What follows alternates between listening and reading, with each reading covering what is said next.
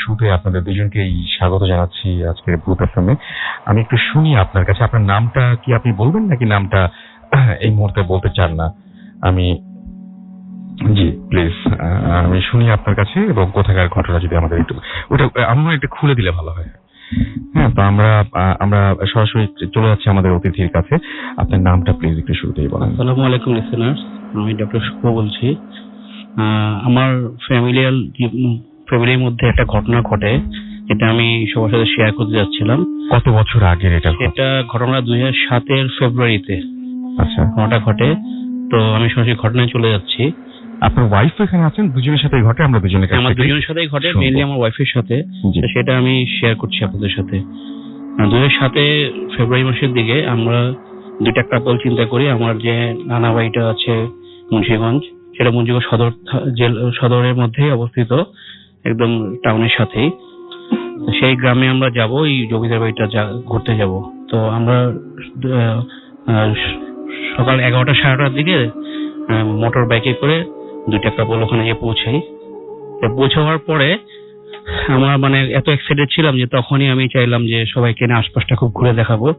এখানে আমি যাচ্ছি একটু আগে একটু ছোট্ট বর্ণনা দিয়ে নিই আমার জমিদার বাড়িটা, কারণ এটা না দিলে বোঝা যাবে না ঠিক। জমিদার বাড়িটা চারিদিকে গ্রামের পর গ্রাম, প্রচুর গ্রামে অনেক গাছপালা, এবং পশ্চিম এবং দক্ষিণ সাইডে বিশাল জঙ্গল, এবং দক্ষিণ সাইডে একটা খাল আছে যেটা ধলেশ্বরী নদীর সাথে কানেক্টেড। তো এই জায়গাটা খুবই নির্জন নিরিবিলি, প্রচুর বাঁশঝাড়, বড় বড় গাছ দিয়ে ভরা। তো আশেপাশে যে গ্রাম বাড়িঘর আছে খুবই কম, 4-5টা বাড়ি, তারপর বিশাল গ্যাপ, তারপর অনেকক্ষণ পরে জঙ্গলে পরে আবার বাড়ি, এতটাই নিরিবিলি এলাকাটা। তো ওখানে আগে থেকে অনেক কিছু শুনতাম জানতাম, যাই হোক তখনও এটার ইয়েটা বুঝতে পারিনি। তো আমার তখন আমি ওইসব মাথায়ও ছিল না, তা খুব এত এক্সাইটেড ছিলাম যে নেমেই আমরা ঘুরতে বেরোলাম। আমি বললাম যে এখনই চলো সবাই ঘুরবো। তখন একটু ভর দুপুর ছিল, 11:30-12টা বাজে। তো প্রথমে আমরা দক্ষিণ দিকে একটা যে খালটার কথা বললাম সেখানে সাঁকো আছে। এই সাঁকোটা খুবই ডেলিকেট, একটা বাঁশ দিয়ে অনেক কষ্টে আমরা পার হই। তো পার হওয়ার পর ওখানে একটা বিশাল বাঁশঝাড় আছে, ওই জায়গাটা খুবই সমস্যাপূর্ণ শুনতাম। তো ওখান থেকে সবাইকে দেখা আমি মোটামুটি বেশ অনেকটা জায়গা ঘুরলাম। তো ঘুরে যখন এখানে আমার ওয়াইফ একটু অস্বস্তি বোধ করছিল, তখন দেখলাম যে সে একটু চাচ্ছে না ঘুরতে। তা আমি আসলে ওইগুলা কিছু আমলে নেই, গাও করি নাই আসলে, এসব তখন মনে নেওয়ার মতো অবস্থাও ছিল না। তো ঘুরতে ঘুরতে তখন আবার সাঁকো দিয়ে ব্যাক করলাম। ব্যাক করে আমাদের পশ্চিম সাইডে জঙ্গলটা ছিল, তারপর সেটা পরিত্যক্ত টয়লেট ছিল যেটা অনেক আগে ইউজ করতো জমিদারের যে ওয়াইফ বা ফিমেল ছিল, মেম্বার ছিল, তারা ইউজ করতেন। বর্তমানে এটা ব্যবহার হয় না বললেই চলে। ওখানে বিশাল জঙ্গল হয়ে গেছে, বড় বড় গাছপালা। তো ওই ইয়েটা আমি দেখাবার জন্য সবাইকে নিয়ে যাচ্ছি। তো আমি সবার সামনে ছিলাম, পিছনে আমার ফ্রেন্ড তার ওয়াইফ, এবং সবার পিছনে আমার ওয়াইফ। তো এই সময় এক পর্যায়ে আমার ওয়াইফ আমাকে বলছিল যে তার খুব অস্বস্তি লাগছে, এবং তার মনে হচ্ছে যে তাকে কেউ ফলো করছে বা পিছনে কেউ হাঁটছে। আমি এটা এক কথা উড়াই দিচ্ছি। আমি বললাম এখানে দেওয়ালটা যেহেতু পাশে আসে, হাঁটলে একটা ইকো হয়, তোমার এই ধরনের কিছু মনে হচ্ছে। আমি তাকে একদম স্টপ করে দিলাম, তার কথা কোনো আমলই নিলাম না। যাই হোক, তো ওই জায়গাটা ঘোরার পরে আরেকটা জায়গা ছিল জঙ্গলটা, যে মেইন যে জঙ্গলটা, সেখানে যাওয়ার জন্য আমি একটু হয়ে যাই, এক্সাইটেড হয়ে যাই। আমার একজন নানি ছিলেন ওখানে নিচে, উনি থাকতেন, একতলায় কেউই থাকতো না, প্রায় 20-25টার মতো রুম আছে ওখানে, সব 2টা রুমে উনি থাকতেন। উনি একটু সাবধান করলেন, না ওদিকে যাও না বাবা, দরকার নাই। তখন আমি একটু থামলাম, যে থাক অফিসে যাই, বাসায় যাই, অলরেডি 1-2টা বেজে গেছে, খাওয়া দাওয়া করি। আমরা খাওয়া দাওয়া করলাম দুপুরবেলা, খেয়ে দিয়ে আমার ফ্রেন্ড একটু রেস্ট নিয়ে গল্প করে চলে গেল তার ওয়াইফকে নিয়ে। তো আমরা রেস্ট নিলাম, নেওয়ার পরে আমাদের যে বিল্ডিংটা, ওটার চারদিক দিয়ে তো ঘর, মধ্যে একটা উঠানের মতো, এবং একটা উত্তর সাইডে এটা 3তলা আর পূব সাইডে 2তলা। তো 3তলা যে সাইডটা, সেটার যদি ছাদে উঠি আমরা, চিলেকোঠা আছে ওখানে, একটা চিলেকোঠা যে লোহার সিঁড়ি বেয়ে একটা ছাদে উঠা যায়, এটা 4তলার সমান হবে। তো সেই ছাদে যদি উঠি, সেখান থেকে পুরা জঙ্গল এলাকাটা পুরোটাই দেখা যায়, অনেক দূর পর্যন্ত জঙ্গল, গাছপালা। তো ওই জায়গাটা আমার বরাবরই খুব ভালো লাগতো। আমি চাচ্ছি আমার ওয়াইফকে নিয়ে ওই জায়গাটা শেয়ার করে থাকি, কিছু সময় কাটাই, ভালো লাগবে, এবং সানসেটটা দেখি। তখন আসর আজান দিয়ে দিছে, বেশ অনেকক্ষণ থাকলাম, গল্প করলাম, মামাতো ভাইরা ছিল, তার সাথে গল্প টল্প করলাম। তো এক পর্যায়ে মাগরিব আজান হয়ে যায়, মামাতো ভাইরা নেমে যায় এবং বলে যে তোমরা চলে আসো। আমি বললাম যে আমি সানসেটটা উপভোগ করে তারপর নামবো। কথা বলার এক ফাঁকে হঠাৎ করে দেখলাম আমার ওয়াইফ আমার পাশ থেকে উঠে চলে গেল। তো আমি আসলে তখনও কিছু বুঝতে পারিনি কেন উঠে গেল। ভাবলাম যে আমার মতো সানসেটটা তারও ভালো লাগছে, কারণ পশ্চিম সাইডটার দিকে দেখলাম ও দাঁড়ায় আছে, ওদিক তো সানসেট হচ্ছে, সূর্য ডুবে গেছে। তা আমি এক পর্যায়ে দেখলাম যে ওখানে দাঁড়াই আছে। তা আমি ভাবলাম আমিও যাই, ওকে ডাকলাম, প্রথমে সব সাড়া দিল না। যখন তখন আমি ভাবলাম ঠিক আছে কাছে যাই, কি ব্যাপার, কথা বলে না কেন। যাওয়ার পরে আমি ওকে বললাম যে কি ব্যাপার, চলো সন্ধ্যা হয়ে গেছে, এখন তো নিচে যাওয়া দরকার। তার হাতটা ধরে টান দিলাম, সে এক ঝটকা আমার হাতটা ছাড়িয়ে দিল। ছেড়ে দেওয়ার পরে আমাকে গম্ভীর বলল, না আমি নিচে যাব না। তখন এই ফার্স্ট টাইম আমার মনে স্ট্রাইক করলো যে সামথিং গোয়িং রং। তো আমি তাকে বললাম যে না চল নিচে যাই, তারপর সে যেতে যাচ্ছে না। তখন আমি এনিহ তাকে কনভিন্স করি, একটু বলি যে আমরা তোকে বলে আবার আসবো, নিচে যাই। তো কি ভেবে সে রাজি হলো বুঝলাম না, মানে মুখ কথা রাজি হলো। সে নিচে রোবটের মতো ঘুরে রওনা দিয়ে দিল। আমি তার পিছনে পিছনে গেলাম। তারপর এই পূব সাইডে যে বিল্ডিংটা আছে সেখানে আমার মামা থাকতেন, সেই বাসায় ঢুকেই প্রথমে ছিল ড্রয়িং রুমটা। এখানে একটা আমার ওয়াইফের একটা কথা ছিল, এটা শেয়ার করা দরকার, আমি একটু বলতে ভুলে গেছি। যে যখন পরে আমি তার মুখে শুনছি যে যখন সে পশ্চিম দিকে জঙ্গলটা দিকে তাকিয়েছিল, ওনার কাছ থেকে শুনি। আপনার নামটা একটু প্লিজ বলে আপনি বলবেন যে আপনার অস্বস্তি কেন লাগছিল, বা ওই সময় আপনি কি দেখছেন বা আপনি কি ফিল করছিলেন আসলে। আসসালামু আলাইকুম, আমি সুইটি রহমান বলছি। আজকে আসলে আমি মোটামুটি আমার হাজবেন্ডের ইচ্ছা দিয়ে আসছি এখানে। আমার লাইফের কিছু হরিবল, আসলে খুবই ভয়ঙ্কর কিছু ঘটনা আমি শেয়ার করব। তো আমি আসলে ওখানে যাওয়ার জন্য অনেক এক্সাইটেড ছিলাম, এবং যখন গিয়েছি সেই জমিদার বাড়িতে ঢোকার পর থেকে আমি একটু অস্বস্তি ফিল করছিলাম, এবং এত বেশি খারাপ লাগছিল আমার। আমি ওকে অনেক রিকোয়েস্ট করেছি যে চলো আমরা বাসায় চলে যাই, কিন্তু ওর রিকোয়েস্টই মোটামুটি ঘোরা। কিন্তু সন্ধ্যার পরে যেটা হলো, সেই ছাদের মধ্যে তো ও বসেছিল, ঠিক আমি কি মনে করে উঠেছি আমার আসলে এই মুহূর্তে মনে নেই সেটা। আমি উঠে আমি পশ্চিমের যে জঙ্গলটা প্রায় অনেক সুন্দর, আর মাইলের পর মাইল ছিল বিস্তৃত, তো আমি দেখছি এবং মুগ্ধ হয়ে দেখছিলাম।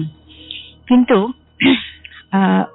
হঠাৎ করে আমি যেটা ফিল করলাম যে ঠিক আমার পিছনে প্রচন্ড ভারী কিছু এবং শব্দ করে কিছু পড়েছে, এবং আমি ঘুরে তাকাতে তাকাতে আমার মনে হলো যে আমার গায়ের মধ্যে এসে একটা বাতাসের মতো লেগেছে।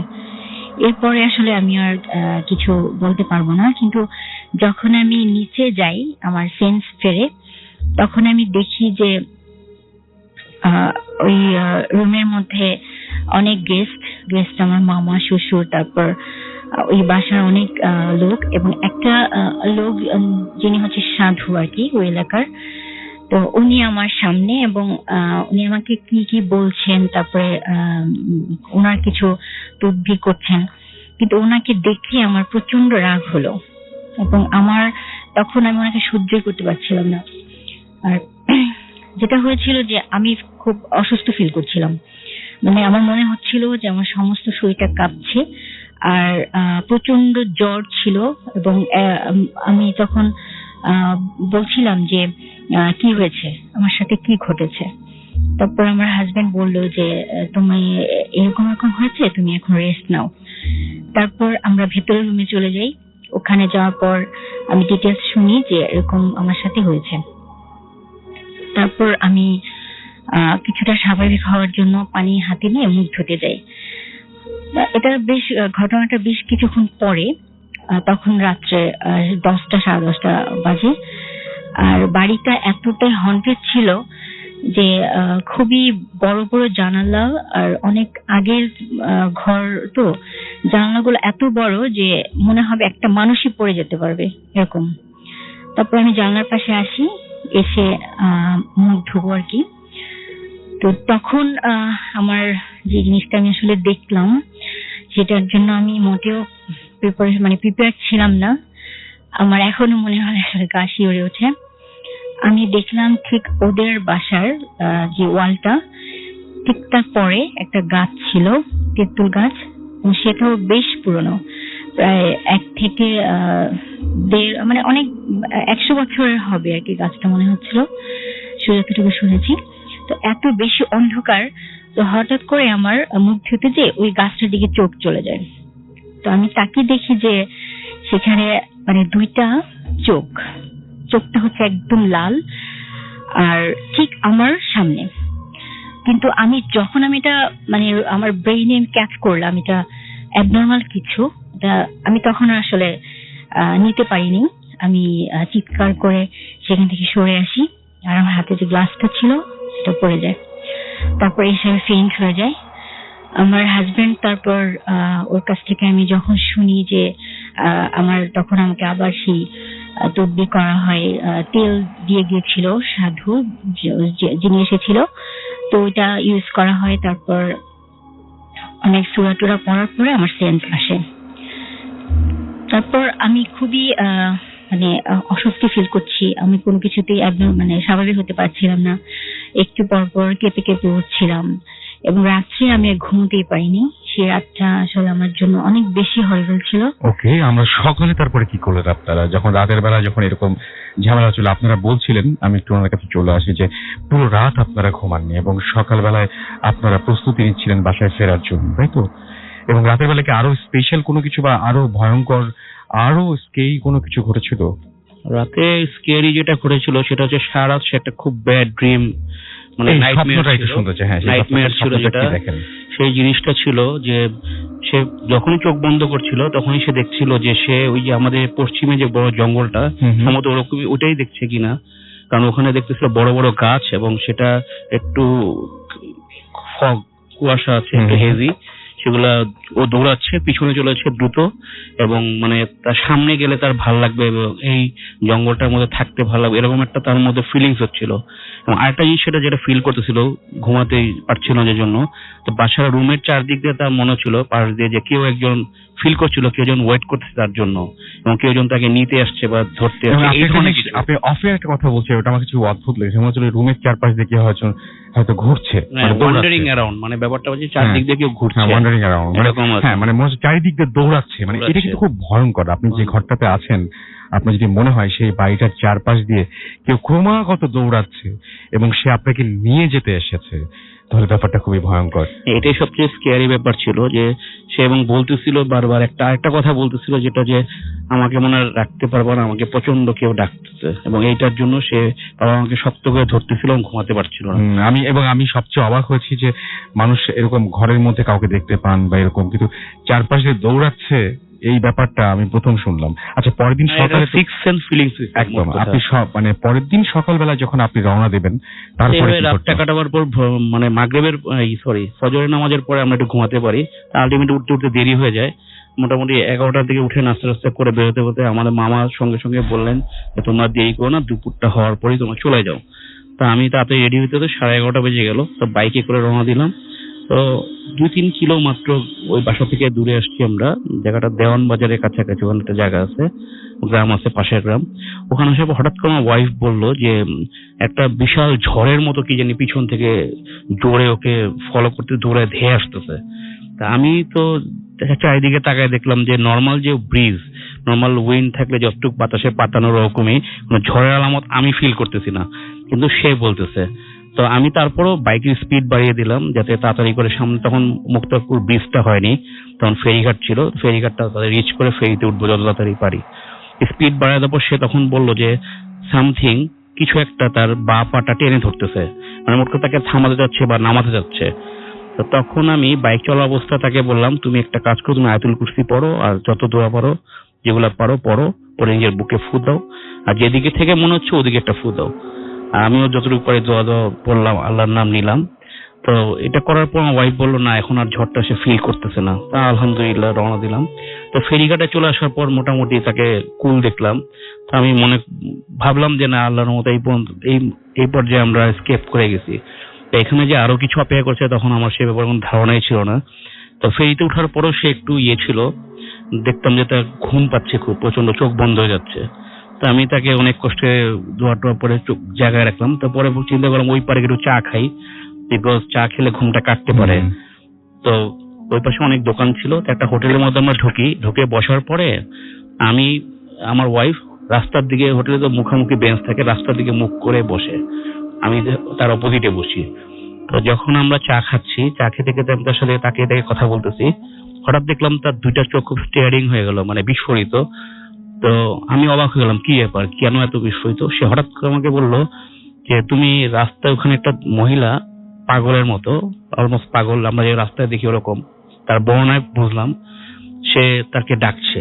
তা আমি বললাম তোমাকে কে ডাকবে? আমি ঘাড় ঘুরিয়ে তাকিয়ে দেখি ওখানে কেউ নেই, আমি অন্তত কাউকে দেখতে পাচ্ছিলাম না। তা আমি যখন তাকালাম তখন আমার ওয়াইফ বললো, কি তুমি দেখতে পাচ্ছ না যে ওখানে একজন আমাকে ডাকতেছে এবং পাগলের মতো? তা আমি তখন চিন্তা করলাম, এখন যদি আমি বলি যে আমি কাউকে দেখছি না, তাহলে সে এতটাই প্যানিক হয়ে যাবে, তাকে আমার বাইকে করে নিয়ে যাওয়া সম্ভব হবে না।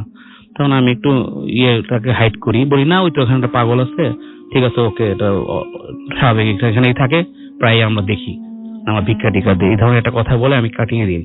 তারপর আমি ফিল করলাম যে এত যত তাড়াতাড়ি সম্ভব আমাদের এখান থেকে চলে যেতে হবে। তো আমি তাদের এই 4 বিল মিটিয়ে তাকে কিছু বললাম যে তুমি একটু দোয়া টোয়া পড়ে নাও, আমিও পড়লাম, পরে যত তাড়াতাড়ি সম্ভব ঢাকায় ব্যাক করলাম। তাই এই পর্যায়ে আল্লাহর রহমতে আর কোনো সমস্যা নেই, আমরা ভালো মতো ঢাকায় ব্যাক করি। কিন্তু আপনি একটা খুব অদ্ভুত কথা বলছিলেন যে তারপর থেকে তো অনেক ঝামেলা শুরু হয়, এবং এখন একটা জিনিস বলছিলেন যে আপনারা তারপরে যতবার লঞ্চ জার্নি করে আপনারা বরিশাল বা চাঁদপুর গেছেন, তখনই আপনাদের ওই গ্রামের বাসাটার কাছাকাছি আসলে উনি ভেতর থেকেও বুঝতে পারতেন, লঞ্চের ভেতর থেকে, এবং বলতেন যে আমাকে এখানে নামিয়ে দাও। হ্যাঁ, এই জিনিসটা তো আমার জীবনের মানে অদ্ভুত যে ঘটনা ঘটছে, এক্সপিরিয়েন্স, এটা একটা অদ্ভুততম ঘটনা, যেটা যে আমরা তো প্রায় একটু লঞ্চ জার্নি করতে পছন্দ করতাম, তো আগে থেকেই আমরা যেতাম। তো তারপরে আমরা যখন যাই এই ঘটনার পরে, তারপর বরিশাল যাচ্ছে একবার বা চাঁদপুর, যখন আমরা মুন্সিগঞ্জ, আমরা কেবিনের মধ্যে গল্প করতেছি, যখন মুন্সিগঞ্জটা ক্রস করতে থাকতাম তখন সে আমাকে বলতো যে আমি এখন বাইরে যাবো। আমি বললাম কেন? বলে বাইরে এখন মুন্সিগঞ্জ ঘাট, এখানে আমাকে পারলে নামায় দাম, যাবো মুন্সিগঞ্জ, বাড়িতে যাব। বাড়িতে কেন? ওই জঙ্গলে যাব। এরকম একটা ফিলিং করতো। আমি তো তার কথা শুনে অবাক, আমি সঙ্গে সঙ্গে ঝড়ের মতো বের হলাম, কেবিনের দরজা খুলে বের হয়ে ঠিক ওই মুহূর্তে দেখি আমি মুন্সিগঞ্জ ঠিক ঘাটটা ক্রস করতেছি। এটা আমি যার পণ্য অবাক হয়ে গেছি। যাই হোক, আমি বুঝতে পারলাম যে তাকে এই সময় ডেকে নেওয়া যাবে না, কারণ ডেকে নেওয়াটা খুব রিস্কি হয়ে যাবে। একটা অ্যাক্সিডেন্টও হয়েছিল একবার, আপনার কোনোভাবে রক্ষা পেয়েছিলেন সেই যাত্রায়? একবার মানে যখন আমরা একবার বরিশাল গেলাম, বরিশাল থেকে ফেরার পথে, তো যেহেতু লঞ্চ জার্নি ছিল, তা আমার ওয়াইফ ওই সময় একটু মানে প্রেগনেন্ট ছিল, যা আমি লঞ্চ জার্নি দেখে নিয়ে গিয়েছিলাম, অফিসিয়াল ট্যুর ছিল। এবং আপনি মানে যেহেতু একজন ডক্টর, আপনি জানেন যে ওই সেফ পিরিয়ডটা চিন্তা করে নিয়ে গেছিলাম যে লঞ্চ জার্নিতে প্রবলেম হবে না, বাট এই জিনিসটা তো আমার টোটালি মাথায় ছিল না। যাই হোক, এরকম কিছু একটা হবে আমি স্বপ্নেও ভাবতে পারিনি, এবং এটা একটা ভয়ঙ্কর ঘটনা। অনেক কিছু ঘটে যেতে পারতো, যারা আল্লাহ আমাদেরকে রহমত করছেন। এনিওয়ে, তো যখন বরিশাল থেকে ফিরি তখন অনেক আগে থেকেই সে ওই লাইট দেখা যায় আপনার ওই মুন্সিগঞ্জে, তো দূর থেকে সে ডেকে দাঁড়ায় বলতেছে ওই যে দূরে মুন্সিগঞ্জ দেখা যাবে। তো আমি কিন্তু জানি না ওটা মুন্সিগঞ্জের লাইট। যাই হোক, তো আমাকে বলছে চলো ডেকে যাই। আমি বললাম হ্যাঁ চলো ডেকে যাই, কারণ আমার ডেকে একটু এনজয় করি, ভাল লাগে, বাতাস টাতাস থাকে। তখন রাত 1টা কি 2টা হবে। তো ডেকে দাঁড়িয়েছি, প্রায় 10 মিনিট হয়ে গেছে। হঠাৎ করে সে আমাকে বলতেছে যে আমার খুব খারাপ লাগতেছে, একটা হঠাৎ করে মনে হলো, এমনি ডেকে প্রচন্ড বাতাস ছিল, এর মধ্যে সে আমাকে বলতেছে যে হঠাৎ করে একটা এক্সট্রা বাতাসের ঝাপটা তার শরীরে মনে ঢুকে গেল বা এরকম কিছু একটা, এবং তারপর থেকে সে খুব অসুস্থ ফিল করছে। তখন আমি আবার চিন্তা করলাম যে আমার প্রিভিয়াস এক্সপিরিয়েন্স থেকে যে কোনো কিছু হতে পারে, ঠিক আছে। এক্ষুনি তার কথাটা আমি শুনলাম, সঙ্গে সঙ্গে তাকে নিয়ে কেবিনে চলে গেলাম।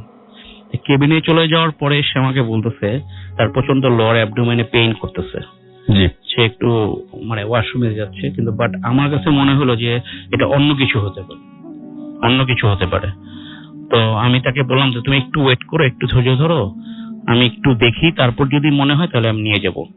তো ওই সময় আমি একটু মানে কাজ করলাম, রিচুয়াল বা স্পিরিচুয়াল যে ব্যাপারটা, দোয়া দূর পড়লাম, 4টা কুল পরে তার গায়ে ফু দিলাম, হ্যাঁ, তাকে পড়তে বললাম। প্রথমে সে পড়তে পারতেছিল না, মানে সব সূরা ভুলে যাচ্ছিল, তারপর সে পড়তে পারে। আমি কতক্ষণ করার পরে, এবং আল্লাহর রহমতে 10 মিনিটের মধ্যে তার লোয়ার অ্যাবডোমেনে যে পেইনটা ছিল সে চলে গেল, এবং তারপর তাকে আর ওয়াশরুমে যেতেই হয় নাই। তা বুঝতে পারলাম যে এটা একটা ফলস পেইন ছিল, এবং চলে গেলে হয়তো অন্য অনেক দুর্ঘটনা ঘটতে পারতো, যেটা আমি লঞ্চের মধ্যে ওই অবস্থায় আমি কোনো মেডিকেল টিমও পেতাম না, কোনো ধরনের ব্যাকআপও দিতে পারতাম না। একদম। যাই হোক, আল্লাহ সেভ করছে, সেই সন্তানটা আমাদের আছে সালামতে। তো এইটা একটা ঘটনা আমার, যে সেকেন্ড যে ঘটনাটা ঘটে। ওকে, আপনি কিছু বলতে যাচ্ছেন? আচ্ছা, এই মুহূর্তে কিছু বলতে যাচ্ছেন না? ওকে, থ্যাংক ইউ ভেরি মাচ আমাদের সাথে এই ঘটনাটা আপনাদের এক্সপিরিয়েন্স শেয়ার করার জন্য। যদি সময় পাই আপনাদের কাছে আবারও ফিরে আসবো। তাজরিফ আমাদের SMS করেছেন গ্রিন রোড থেকে, এবং তিনি এই মুহূর্তে আমাদের শুনছেন। রেগুলার আমাদের শরীরে অনেক SMS করেন।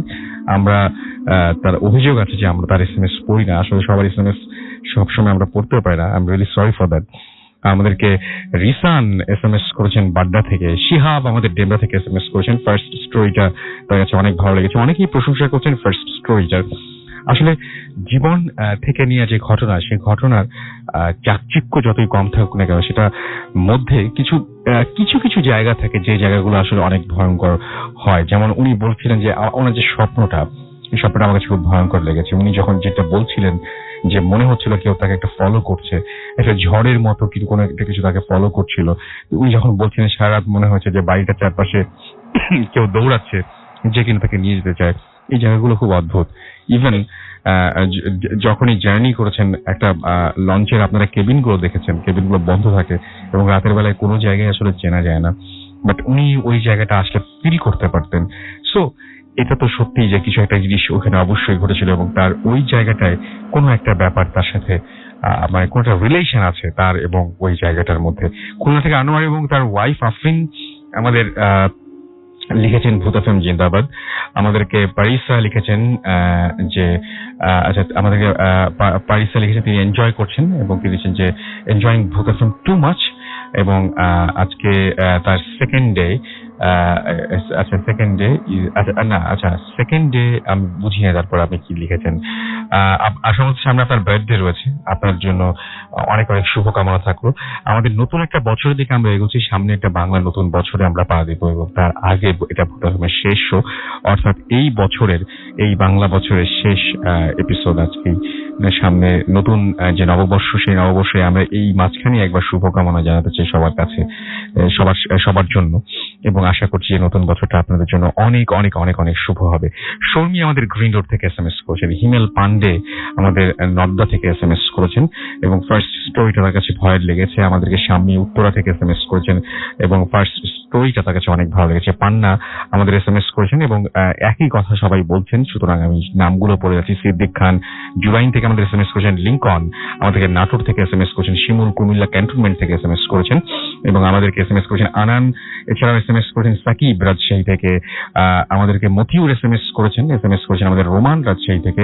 এমডি শামিল শাহ আমাদের SMS করেছেন নওগাঁ থেকে। আমাদেরকে SMS করেছেন বুড়ি, এবং আমাদেরকে SMS করেছেন দেখতে পাচ্ছি আমাদেরকে আচ্ছা বাসায় ফেরার ঘটনাটা শেষ শুনতে চেয়েছেন তিনি, এবং আচ্ছা চা খাওয়ার পরে তারপরে তিনি তাদেরকে তো দোয়া পড়ার পরে সহি সালামতেই বাসায় ফিরেছিলেন, এবং তারপরে কিছু ঘটনা আছে যেটা ওই যে লঞ্চে জার্নি করার সময় হতো, বাসাতেও সবসময় তিনি কিছু একটা ফিল করতেন। সেগুলো যদি আমরা সময় পাই তাহলে আবারও ফিরে আসবো সেই জায়গায়। আমাদেরকে দেখতে পাচ্ছি এছাড়াও কাশফিয়া SMS করেছেন আমাদেরকে দেখতে পাচ্ছি চৈতি নারায়ণগঞ্জ থেকে।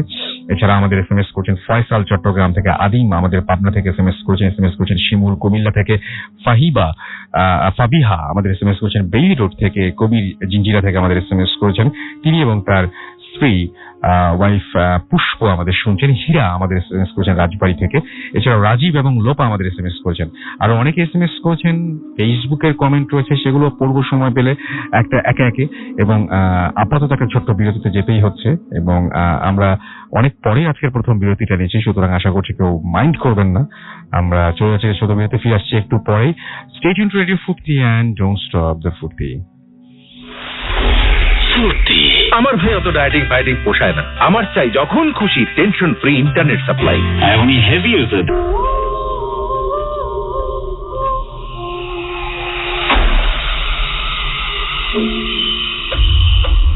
Welcome back. ঘড়িতে সময় রাত 12:30। আমি রাস্তায় আছি, সাথে আমার সাথে রয়েছে মাসুম এবং আজকের অতিথিরা, এবং অতিথি বলতে এই মুহূর্তে রয়েছেন বাবু ভাই এবং ডিনার। আপনারা গত সপ্তাহে অনেক অনেক অনেক অনেক অনেক অনেক SMS করেছিলেন, এবং আমরা জানতে চেয়েছিলাম একটা মানে কি বলবো, এটাকে পোল করাই বলে, সেরকম কিছু করেছিলাম। যাই হোক, এনিওয়েজ আমরা সেই ঘটনায় যাব। তার আগে বলি যে আমাদের যদি SMS করতে চান মোবাইলের মেসেজ অপশন এটা কোন ফুর্তি FORTI ফুর্তি স্পেস দিয়ে লিখুন আপনার নাম, স্পেস দিয়ে আপনার মেসেজ পাঠিয়ে দিন 9840 নাম্বারে। আমাদের যদি ইমেইল করতে চান আমাদের ইমেল অ্যাড্রেস হচ্ছে bhutfm@radioFurti.fm which is BHWTFM@radioForti.fm। আপনার নাম, ঠিকানা এবং ফোন নাম্বার সহ আপনার জীবনে ঘটে যাওয়া সেরা ঘটনাগুলো লিখে পাঠিয়ে দিন আমাদের কাছে। যারা দেশের বাইরে রয়েছেন তারা তো সরাসরি আমাদের ঘটনা রেকর্ড করেই পাঠিয়ে দিতে পারেন, অডিও ক্লিপটি পাঠিয়ে দিতে পারেন। এছাড়া আপনি লিখেও পাঠাতে পারেন, মানে ইটস আপ টু ইউ, আপনি যেভাবে পাঠাতে স্বাচ্ছন্দ্য বোধ করেন। তবে অডিও ক্লিপটা শুনলে ভালো লাগে, আপনারা অনেক দূরে থাকেন এবং সেখান থেকে সরাসরি যদি রেকর্ড করে পাঠান আমরা খুবই খুশি হই। স্টুডিওতে যারা আসতে পারবেন তাদের জন্য তো খুবই ভালো। আর যারা ফেসবুকে কানেক্টেড থাকছেন তারা চলে যান www.facebook.com/radio.furti এবং www.facebook.com/bhutfm.parcel। একটা মর্গের ঘটনা রয়েছে, সেই মর্গের ঘটনাটা আমরা একটু পরে যাব। বাবু ভাই আছেন এখন, ঘটনা শেয়ার করবেন। তার আগে আমি চাচ্ছি আর একটা ঘটনা শেয়ার করতে, যেটা একটা ইমেল, ছোট্ট একটা ইমেল আমি পড়ে ফেলতে চাই এই মুহূর্তে। যেভাবে পাঠিয়েছেন সেভাবেই আমি পড়ছি।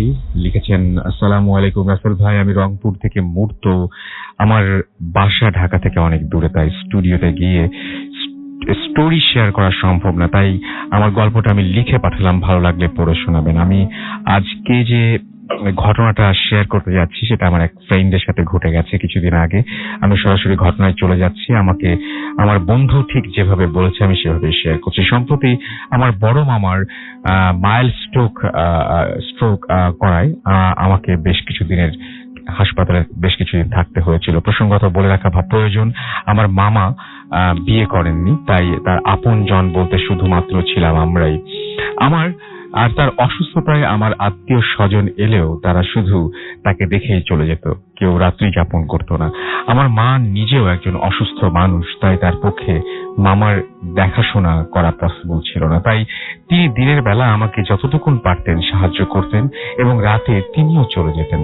আমার বাবা চট্টগ্রামে থাকার কারণে তার পক্ষে আসা সম্ভব ছিল না, তাই আমাকেই তার সাথে হাসপাতালে থাকতে হয়।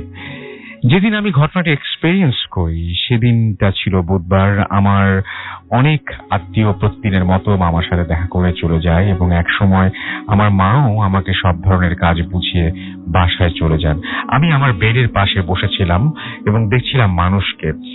আর এক সময় দেখলাম হাসপাতালটা কেমন চুপচাপ হয়ে গেল। মামাও ঘুমিয়ে গেছেন। আমার মামার ওয়ার্ডের প্রায় প্রত্যেকটা রোগী ঘুমন্ত অবস্থায়, আর তাদের রক্ষণাবেক্ষণকারী যারা রয়েছেন হাতের তালুর উপর মাথা দিয়ে সারাদিনের ক্লান্তিটা কাটানোর জন্য যেন শেষ চেষ্টা করে যাচ্ছেন। ঠিক এই সময় আমার বাইরে যাওয়ার প্রয়োজন পড়ে। আমি সন্তর্পণে মামার দিকে একবার তাকাই। মামা ঘুমিয়ে আছেন এটা নিশ্চিত হবার পর আমি দরজা খুলে বাইরে বেরিয়ে পড়ি। দরজাটা লাগিয়ে দিয়ে দেখি 12:56 সময়। এরপর আস্তে আস্তে বাথরুমের দিকে বেরিয়ে পড়ি। দরজাটা লাগিয়ে ঘড়ি দেখি, দরজাটা এগিয়ে যাচ্ছিলাম, তখনই একটা ঘর খেয়াল করি। যাওয়ার পথে অনেকগুলো ঘর এবং কলাপসিবল গেট বন্ধ অবস্থায় চোখে পড়ে সেটা একটা ওয়ার্ডের অন্যদিকে যাওয়া সম্ভব। কলাপসিবল গেট বন্ধ অবস্থায় এগিয়ে চোখে পড়ে যা তারা ওয়ার্ডের অন্যদিকে যাওয়া সম্ভব। এই ঘরটা যেন একটু অন্যরকম মনে হলো। কৌতূহলী হয়ে আমি সেদিকে এগিয়ে গেলাম। দেখলাম একটা লোক, না শুধু লোক না, একটা রক্তশূন্য লোক উবু হয়ে কিছু একটা খাচ্ছে, কিন্তু ভালোভাবে কিছু বুঝতে পারলাম না। উৎসুক দৃষ্টিতে আরো কিছুক্ষণ চেয়ে রইলাম। কিছুক্ষণ পর ভ্রম কেটে গেল এবং চোখের সামনে আসল জিনিসটা চলে আসলো। কিন্তু যে জিনিসটা চোখের সামনে আসলো সেটা যেন চোখের সামনে না আসাই ভালো ছিল। আমি দেখলাম সেই লোকটা একজন নার্সকে মেরে তার মাংস খাচ্ছে, আর পচা তীব্র দুর্গন্ধে ঘরটা ভরে গেছে। এবং সেই লোকটার মুখ দিয়ে গড়িয়ে, যেভাবে আইসক্রিম খাওয়ার সময় যেরকম হয় অনেকটা সেরকম ধরনের গড়িয়ে গড়িয়ে কিছু একটা পড়ছে, তো রক্ত পড়ছে আর কি। আমি ব্যাপারটা প্রচন্ড ভয় পাই এবং এরপর সেখানে তাড়াতাড়ি বাথরুমের দিকে এগিয়ে যাই এবং 2 কদম ফেলার পর কে যেন আমার বাম পা ধরে টান দিল। পড়তে পড়তে কোন রকমে নিজেকে সামনে নেই। এরপর যা দেখি আমি জীবনেও ভুলতে পারবো। আমি দেখলাম সেই রক্তশূন্য লোকটা আমারই পা ধরে টানছে এবং আমার দিকে তাকিয়ে আছে। সেই লোকটার মুখ থেকে ক্রমাগত রক্ত গড়িয়ে পড়ছিল। আমি যেন ওয়াশরুমে যাওয়ার কথা ভুলে গেলাম। কোন রকমে আমার পাটা ছাড়িয়ে ঊর্ধ্বশ্বাসে ওয়ার্ডের দিকে ছুট দিলাম। মেঝে মোজাইক করা ছিল, তাই পা পিছলিয়ে খুব জোরে পড়ে গেলাম এবং এই সময় খেয়াল করলাম একটা স্ট্রেচার আমার দিকে এই খুব দ্রুত ছুটে আসছে, কিন্তু কাছে এসেই সেটা থেমে গেল। আমাকে কোনো একটা ওয়ার্ড বয় মেঝে থেকে তুললো, বলল, কোথায় যাবেন, কোথায় এসেছেন? আমি উত্তরে বললাম, কোথাও যাব না। আর এরকম নির্বিকার ভঙ্গি দেখে সে অনেকটা মুখ ভেঙচে চলে গেল এবং আবার বলল, যদি কিছু না হয় তাহলে দৌড়াচ্ছিলেন কেন? আমি তারও কোনো উত্তর দিলাম না। ওয়ার্ড বয় যে স্ট্রেচার নিয়ে যাচ্ছিল সেই স্ট্রেচারের দিকে স্বভাবতই চোখ গেল এবং অবাক হয়ে দেখলাম কিছুক্ষণ আগে আমাকে যে পা ধরে টানছিল, কিছুক্ষণ আগেই দেখলাম যাকে রক্ত মাংস খেতে, সেই এখন সেই অবস্থায় স্ট্রেচারে। আমি তখন ওয়ার্ড বয়কে জিজ্ঞাসা করলাম, এনার কি হয়েছে? ওয়ার্ড বয় বলল, এনার 2 ঘন্টা আগে মৃত্যু হয়েছে, এনাকে মর্গে নিয়ে যাওয়া হচ্ছে। বলেই ওয়ার্ড বয় চলে গেল আর আমি আরো হতবাক হয়ে গেলাম এবং যখন দেখলাম যে ঘড়িতে সময়টা 1টা বা 2 বাজে, নিজেকে আর ধরে রাখতে পারলাম না এবং মামার ওয়ার্ডে কোন রকমে এসে আমি সেন্সলেস হয়ে গেলাম এবং আমার যখন জ্ঞান ফিরল তখন আমি হাসপাতালের বেডে নিজেকে আবিষ্কার করলাম। এর পাশে পেলাম মাকে। মা অনেক কান্নাকাটি করছিলেন। আমার চেতনা ফিরে আসতেই তিনি একটু শান্ত হলেন এবং আমাকে জিজ্ঞাসা করলেন কি হয়েছিল কাল রাতে। আমি আসল ঘটনা কিছুই বলিনি, শুধু বলেছিলাম জাস্ট একটু মাথাটা ঘুরে গিয়েছিল। সেই দিন এর পর থেকে আমি হসপিটালে থাকিনি, এমনকি হসপিটালে মামার সাথে কে থাকবে সেটা নিয়ে মাথা পর্যন্ত ঘামায়নি। কিন্তু আমি আজ পর্যন্ত বুঝে উঠতে পারিনি এমন একটা ঘটনা কিভাবে আমার সাথে মাত্র 6 মিনিট ধরে ঘটলো। কিন্তু আমি এই বিষয়টি সম্পূর্ণ সচেতন যে আমি ঘড়ি সম্পূর্ণরূপে ঠিক, আমার ঘড়ি ঠিক ছিল, আর হাসপাতালে এত মানুষ থাকতে আমাকে কেন সেই লোকটা বেছে নিল। আমি পরে শুনতে পেয়েছিলাম যে ঘরে আমি সেই লোকটাকে আবিষ্কার করেছিলাম, সেই ঘরটা ছিল পরিত্যক্ত এবং অনেক দিন ধরে বন্ধ এবং সেখানে একজন নার্স আত্মহত্যা করেছিল কোনো একটা সময় এবং যে নার্সটার সাথে তার বর্ণনা, তার দেখা নার্সটার চেহারাও মিলে যায়। 2টো মৃত মানুষ তার সামনে এসেছিল, তাদেরকে তিনি কিভাবে দেখেছিলেন তা তিনি বলতে পারেননি, বাট ঘটনাটা খুব অদ্ভুত টাইপের। এবং আমি একটু আগে অফ এয়ারে বাবুর সাথে কথা বলছিলাম যে কিছু কিছু ঘটনা আছে যে ঘটনাগুলো শোনার পরেও বা পাওয়ার পরেও আমি আবার ইমেল করে কনফার্ম হই যে ভাই আপনি যা লিখছেন তা ঠিক আছে তো, আপনি শিওর তো যেটা একদম সত্যিই ঘটেছে আপনার সাথে, একদম সুস্থ ছিলেন, পুরোপুরি জিনিসটা এক্সপেরিয়েন্স করেছিলেন। এবং তারা আবার রিপ্লাই দেন, কয়েকবার এরকম মেল হয়, চালাচালি হয় এবং অনেকে বিরক্ত হন সেটাতে, বাট করতে হয়। একটু আগে যেটা বলছিলাম যে একটু আগে অফ এয়ারও বলছিলাম আমরা যে একটা ঘটনা তিনি আজকেও শেয়ার করবেন। তিনি বলছেন যে ঘটনাটা ঠিক বিশ্বাস করার মতো যখন তার কাছে মনে হচ্ছিল, তিনি কয়েকবার ধরেছে এটাকে নক করার পরে তিনি এক পর্যায়ে খুব ক্ষেপে গিয়েছিলেন এবং বেশ ক্ষেপে গিয়েছিলেন। তো আমরা বাবুর কাছে আসি এবং ঘটনাটা শুনি আমরা যে কি সেই ঘটনা, কি ঘটেছিল। আমরা কি গ্রামের ঘটনা শুনবো নাকি ওই ঘটনাটা আগে শুনবো? কোনটা? গ্রামের ঘটনা দিয়ে আগে শুরু করি। ওকে, তাহলে আমরা গ্রামের ঘটনাটা আগে শুরু করি। তার আগে বললেন আমাদের স্টুডিও জানলা দিয়ে কিন্তু আজকে হলুদ ক্ষয়িষ্ণু চাঁদ দেখা যাচ্ছে। হ্যাঁ, চাঁদ দেখা যাচ্ছে এবং চাঁদের সামনে যে মেঘ পাস করছে। হ্যাঁ, বেশ ভৌতিক একটা পরিবেশ, বেশ মানে ইন্টারেস্টিং লাগার কথা। এটা যদি কেউ দেখতে সবাই খুব ভালো লাগার কথা আসলে। হ্যাঁ, যাই হোক, আজকে যে কাহিনীটা শেয়ার করব এটা আমাকে পাঠিয়েছে আপনার মুন্সিগঞ্জ থেকে সাজ্জাদ হোসেন রূপক এবং ঘটনাটা হচ্ছে 1945-50-এর দিকের। এই ঘটনাটা তাকে যে বলেছে তার নাম হচ্ছে তার হালিম চাচা আর কি। তো ঘটনা চলে যায় রাসেল ভাই। সেই সময় ওই গ্রামে একজন ভদ্রলোক ছিলেন, তিনি নৌকা চালাতেন, পেশায় মাঝি ছিলেন এবং তার বেশিরভাগ সময় সে আপনার নৌকাতেই থাকতেন। আচ্ছা, মানে তার বসবাসী ছিল নৌকায়, বাসায় খুব কমই আসতেন। নৌকার মধ্যে রাত পার করতেন, ওখানেই থাকতেন এবং তার কাছে নাকি খুব ভালো লাগতো নদী এবং এই রাতের পরিবেশ। তো একদিন এরকম রাত প্রায় আপনার 1টা-2টো বাজে আর কি, বেশ গ্রামের জন্য বেশ নিশুতি রাত। তো নদীর একটা পাড়ে সে নৌকা নোঙর করে আপনার হুক্কা খাচ্ছে বসে বসে। নৌকার মধ্যে আপনার হালকা একটা আলো জ্বালায় রাখছে, সে জাস্ট নিজের দেখার জন্য, কারণ গ্রামে যে অন্ধকার হয় সেখানে কিন্তু কিছুই দেখা যায় না, মানে বেশ ঘুরঘুরটি অন্ধকার থাকে। তো সেখানে সে হালকা একটা আলো তার নৌকায় জ্বালিয়ে বসে বসে হুক্কা খাচ্ছে। এই সময় সে দেখলো যে নদীর পাড় দিয়ে মানে 4টা ছায়ার মতো অবয়ব, বেশ গাট্টা গোট্টা খাটো মনে হচ্ছে, মানে বেশ লম্বা না। আচ্ছা, 4 জন এরকম আসতেছে। তো তার আলোর প্যারামিটারের মধ্যে যখন চলে আসছে তখন দেখলো তাদের গায়ে জব্বা পরা এবং মুখটা গোলগাল বেশ একটু মানে অ্যাবনর্মাল লাগতেছে দেখতে মানুষগুলো। আচ্ছা।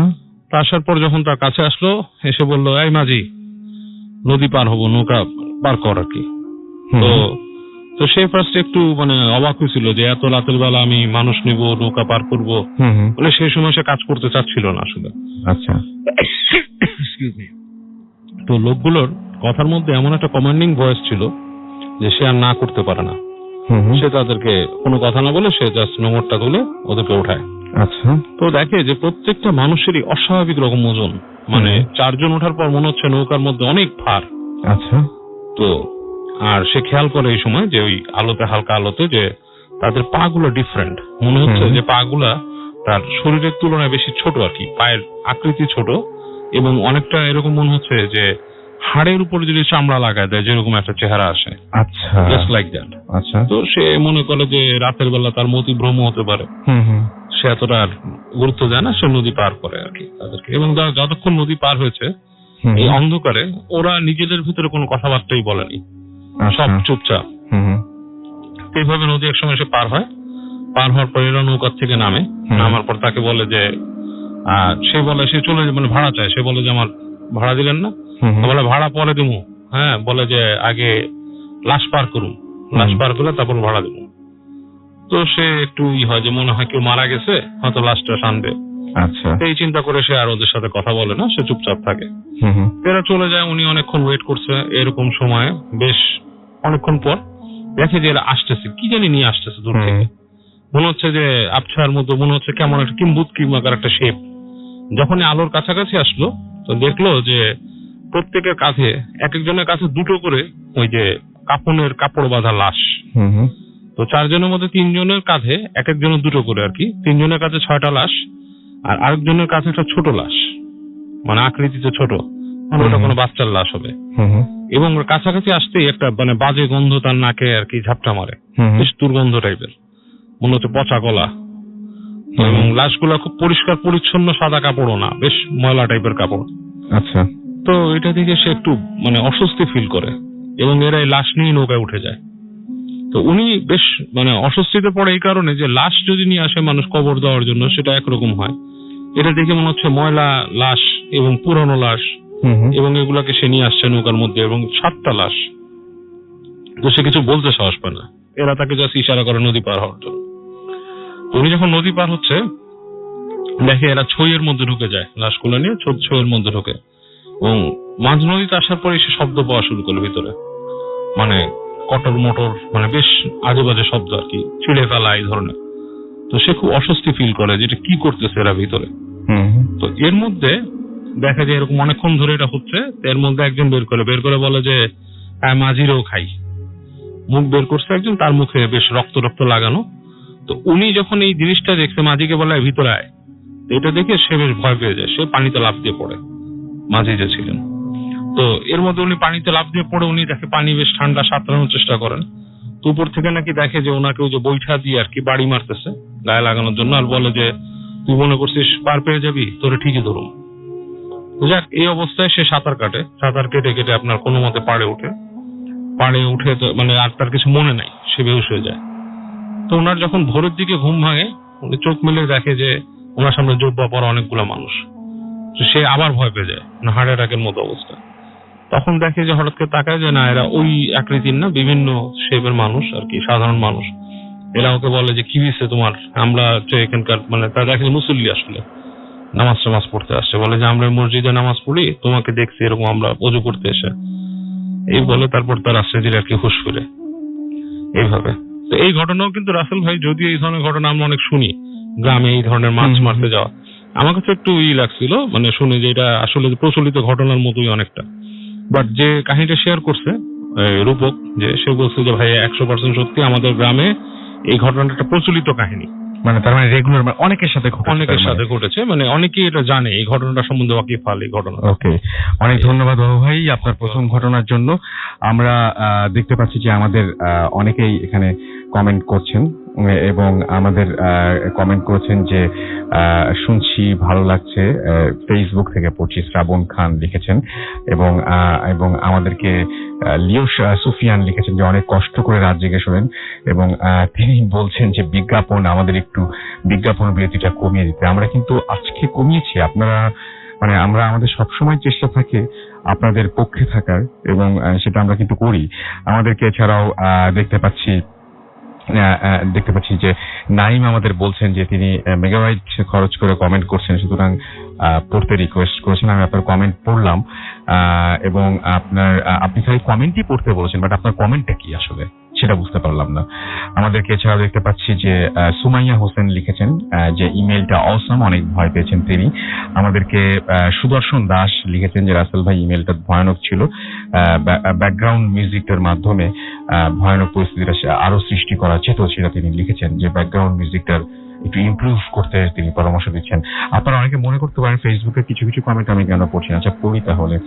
যেমন আমাদের একজন লিখেছেন যে এস এ শুভ আহমেদ লিখেছেন যে কাহিনীগুলো কি লেখে, আর একটু রিয়েলিস্টিক করলে হয় না, গল্প যে বোঝায় যায়। শুভ, আপনাকে আমি একটা কথা বলি, আপনি আপনার যে সময়ের স্মৃতিগুলো মনে করতে পারেন না, সেই সময়ের স্মৃতিগুলো বা সেই সময় আপনার চারপাশের অনেক ঘটনাগুলো আপনি কারো না কারো কাছ থেকে শোনেন, শুনে তো বিশ্বাস করেন, তাই না? এবং সেটা আপনি কিন্তু কোনো সময় প্রশ্ন করেন না যে এই ঘটনাগুলোকে কি বানিয়ে বানিয়ে আমাকে বলছে। এখানে কেন প্রশ্ন করছেন জানেন? আপনি যে মানুষগুলো এখানে আছেন তাদেরকে বিশ্বাস করতে পারছেন না। হতে পারে এটা পুরোপুরি আপনার প্রবলেম, হতে যেতে পারে, তাই না? আবার হতে পারে যে আমরা হয়তো কি বলবো যে ঘটনাগুলো, সেই ঘটনাগুলো আপনার কাছে বিশ্বাসযোগ্য মনে হচ্ছে, কিন্তু পুরো ব্যাপারটা কিন্তু আসলে আপনার কাছে বিশ্বাস অবিশ্বাসের পুরো ব্যাপারটা আপনার কাছে। আপনি যদি বিশ্বাস না করেন, কোনোভাবে আপনাকে বিশ্বাস করাতে পারবো না। বাট এটুকু বলতে পারি যে আমরা আমাদের কাজে ব্যাপারে যথেষ্ট অনেস্ট, সেটুকু আপনাদের আশ্বাস দিতে পারি আর কি। আমাদেরকে মনিরুজ্জামান শেখ SMS করেছেন, এখানে কমেন্ট করেছেন, এবং আমাদেরকে কমেন্ট করেছেন দেখতে পাচ্ছি হানিফ নিপুণ, বাবু ভাইয়ের প্রশংসাই করেছেন তিনি। আমাদেরকে মাহবুবুল আলম লিখেছেন খুব ভালো লাগছে। আমাদেরকে জাওয়াদ রিফাত লিখেছেন যে আছে কমেন্ট না পড়লে দিয়ে আর কোনোদিন কমেন্ট করবেন না, আমি পড়ে ফেললাম। আমাদেরকে দেখতে পাচ্ছি আব্দুল মুকিদ এখানে কমেন্ট করেছেন, এবং আমাদেরকে কমেন্ট করেছেন দেখতে পাচ্ছি আরো অনেকেই। আপনি যদি আমাদের সাথে ফেসবুকে কানেক্টেড থাকতে চান তাহলে চলে যান www.facebook.com/radio.ফুর্তি, অথবা চলে যেতে পারেন www.facebook.com/bhutfm.russell। আমাদের রেডিও ফুর্তির ফ্যান পেজে যে কমেন্ট গুলো দেখছি সেখানে একজন কমেন্ট করেছেন, আমাদের এখানে দেখতে পাচ্ছি SRK সোহাগ SRK, তিনি বলছেন যে রাসেল ভাই আমি ভিডিও ক্লিপ কিভাবে পাঠাবো? ভিডিও ক্লিপ পাঠালে আসলে সত্যি কথা যেটা, সেটা হচ্ছে যে এটা প্লে করার তো কোনো অপশন নেই, মানে আমাদের ফেসবুকে প্লে করতে হবে, বাট আমরা সেটা চাচ্ছি না। আপনি অডিও ক্লিপ পাঠিয়ে দেন, আপনার জাস্ট আপনার ফোনটা দিয়ে আপনি যদি রেকর্ড করেন এবং তারপরে সেই ক্লিপটা আমাদের পাঠিয়ে দেন তাহলেই চলবে, এবং সেটা আমরা অবশ্যই যদি সেটা সিলেক্টেড হয় ডেফিনেটলি আমরা সেটা প্লে করব। আমাদেরকে দেখতে পাচ্ছি যে আরো অনেকে এখানে কমেন্ট করছেন, এবং আমাদেরকে অনেকেই বলছেন যে একজন পরামর্শ দিচ্ছেন জান্নাতুল ইসলাম লোপা, যে যারা ভূত এফএম যেখানে শোনা যাচ্ছে না তো রেডিও ফুর্তি অ্যাপস দিয়ে শুনতে পারেন। সেটাই, এবং যে পেজে আপনারা কমেন্ট করছেন সেই পেজে কিন্তু ফুর্তির অ্যাপের একটা লিঙ্কও দেওয়া আছে, রেডিও ফুর্তি যে পেজটা রয়েছে সেখানে, এবং আপনি সেখানে যে কিন্তু অ্যাপটা নামিয়ে নিতে পারেন। এনিওয়েজ, আমরা কিছু SMS ও পড়ে ফেলতে চাই। আমাদের দেখতে পাচ্ছি কামরুল SMS করেছেন, এবং তারা যশোর জেলার থেকে শুনছেন, এবং খুলনা থেকে আনোয়ার এবং তার ওয়াইফ আফরিন রেগুলার তারা ঘটনা শোনেন, এবং আজকে লিখেছেন যে বাবু ভাইয়ের স্টোরি অসম। আমাদেরকে এছাড়াও নয়ন এখানে SMS করেছেন সূচনা SMS করেছেন, আমাদেরকে মনি এবং পান্না ময়মনসিংহ থেকে MD রুহুল আমাদের SMS করেছেন, এবং বাবু ভাইয়ের ঘটনা তিনি অনেক প্রশংসা করেছেন। আমাদেরকে তানি ওয়াহিদ এবং ফারিভ চিরাং থেকে SMS করেছেন। আমাদের নারায়ণগঞ্জ থেকে আদর SMS করেছেন আমাদেরকে মুন্নি। এছাড়াও আমাদেরকে হুমায়রা SMS করেছেন আমাদেরকে আদিম পাবনা থেকে। আমাদের MD আকাশ মোহাম্মদপুর থেকে SMS করেছেন। গোলাম মাওলা উত্তরা থেকে আমাদের SMS করেছেন, উত্তরা আব্দুল্লাহপুর থেকে, তার কাছে খুব ভয়ের লাগছে। MD আকাশ আমাদের SMS করেছেন ফয়সাল চট্টগ্রাম ওয়্যারলেস থেকে। এছাড়াও নাজ ধানমন্ডি থেকে আমাদের SMS করেছেন, এবং আমাদেরকে, এবং তিনি বলছেন 2 মাসের জন্য তিনি রিয়াদ যাচ্ছেন। হোপ তিনি আশা করছেন যে তিনি ওখানে ফুর্তি ভূত এফএম শুনতে পারবেন। ডেফিনেটলি ফুর্তি অ্যাপ দিয়ে আপনি রিয়াদ থেকেও আমাদের সাথে থাকতে পারবেন। সাইমন আমাদের নেত্রকোনা থেকে এসএমএস করেছেন আমাদেরকে সালাম। আচ্ছা, শুধু একটা জিনিস বলতে পারি, আপনার ফোনটা হতে হবে অবশ্যই iOS অথবা অ্যান্ড্রয়েড সাপোর্ট করে, এরকম ফোন হলেই হবে। এবং আমি এখন একটা বিরতিতে আমাদের আবারও যেতে হচ্ছে, কারণ বিরতির সময় অলরেডি চলে আসছে। আচ্ছা, বিরতিতে যাওয়ার আগে আমরা ছোট্ট একটা ঘটনা আমি আপনাদের শুনিয়ে দিই, যেটা ইমেল স্টোরি। যেহেতু আপনারা বিরতিতে রীতিমতো না, এখন অপছন্দ না, একদম হেট করতে শুরু করছেন, আমি একটা ঘটনায় যাই। আচ্ছা, যেভাবে লিখছেন সেভাবে পড়ছি। হ্যালো রাসেল ভাইয়া, নাজিয়া ফ্রম ঢাকা ক্যান্টনমেন্ট। আমি সবসময় ভূত এফএম শুনি, আজ আমার সাথে ঘটে যাওয়া ছোট্ট একটা ঘটনা শেয়ার করছি, ভালো লাগলে পড়ে শোনাবেন। আমি একদিন সন্ধ্যার দিকে প্রায় রাত 8-9 বাজে, ওই টাইমে বাথরুমে সেলফি তুলছিলাম এবং ওয়াশরুমের দরজাটা হালকা ভিড়ানো ছিল আর বেডরুমের টিউব লাইটটা জ্বালানো ছিল। বাসায় আমি আর আমার বোন ছিলাম শুধু, বলে রাখি যে আমার বোন ড্রয়িং রুমে টিভি দেখছিল। তো আমি যখন সেলফিটা নিচ্ছিলাম সে সময় আয়নার সামনে, এবং আয়নার দিকে তাকিয়ে হঠাৎ খেয়াল করলাম যে কোনো উস্কো খুস্কো চুলের একটা ব্ল্যাক শ্যাডো দরজার ফাঁক দিয়ে উকি দিচ্ছে। এভাবে 3 বার মাথা ডান বাম নাড়িয়ে উকি দিয়ে দেখতে চেষ্টা করছে। আমি ভয়ে পিছনে ফিরতেই কাউকে পেলাম না। ভাবলাম আমার বোন হয়তো দুষ্টুমি করছে। তো তখনই আমি বাথরুম থেকে বের হয়ে ড্রয়িং রুমে যেয়ে দেখি যে আমার বোন ওখানে নেই, অন্য রুমে ফোনে কথা বলছে। তো ব্যাপারটা হচ্ছে, পরে আমি ওকে জিজ্ঞেস করলো, বলে যে এরকম কোনো কিছু সে করেনি। এবং ঠিক ওই দিন রাতেই আমার মায়ের সাথেও আরেক অদ্ভুত ঘটনা ঘটলো, এবং সে ঘটনা আমরা জানতে চাই অবশ্যই। এবং আমি গতদিনেও এরকম একটা জিনিস বলছিলাম যে চ্যাট করার সময় বা ভিডিও চ্যাট করার সময় এরকম ধরনের ঘটনা অনেকে এক্সপেরিয়েন্স করেন, এবং আজকে উনি বলছেন যে সেলফি তোলার সময় ব্যাকগ্রাউন্ডে এরকম জিনিস দেখেছেন। অনেক জিনিস আমরা রাতের বেলায় চোখে দেখি না, কিন্তু এরকম মানে কোনো কিছু ছায়া হয়তো আমরা দেখি, যেটা আয়নায় বা অনেক সময় ক্যামেরায় ধরা পড়ে। তো এরকম ঘটনা আমি কন্টিনিউয়াসলি পাই, এবং ঘটনাগুলো হয়তো মানে অনেকের সাথে ঘটে, ভুল দেখলেও হয়তো ঘটে ঘটনাগুলো, বা কে জানে, হয়তো ভুল না, হয়তো এই মুহূর্তে আপনিও দেখে ফেলতে পারেন আয়নার সামনে এরকম কোনো কিছু। যাই হোক, সেই প্রসঙ্গ বাদ দিয়ে আমরা একটা ছোট্ট বিরতিতে যাই, এবং বিরতির পরে আরো দারুণ দারুণ সব ঘটনা নিয়ে আবারও ফিরে আসছি। সেই পর্যন্ত আমাদের সঙ্গে থাকবেন। স্টে টিউনড টু রেডিও ফুর্তি এন্ড ডোন্ট স্টপ দ্য ফুর্তি।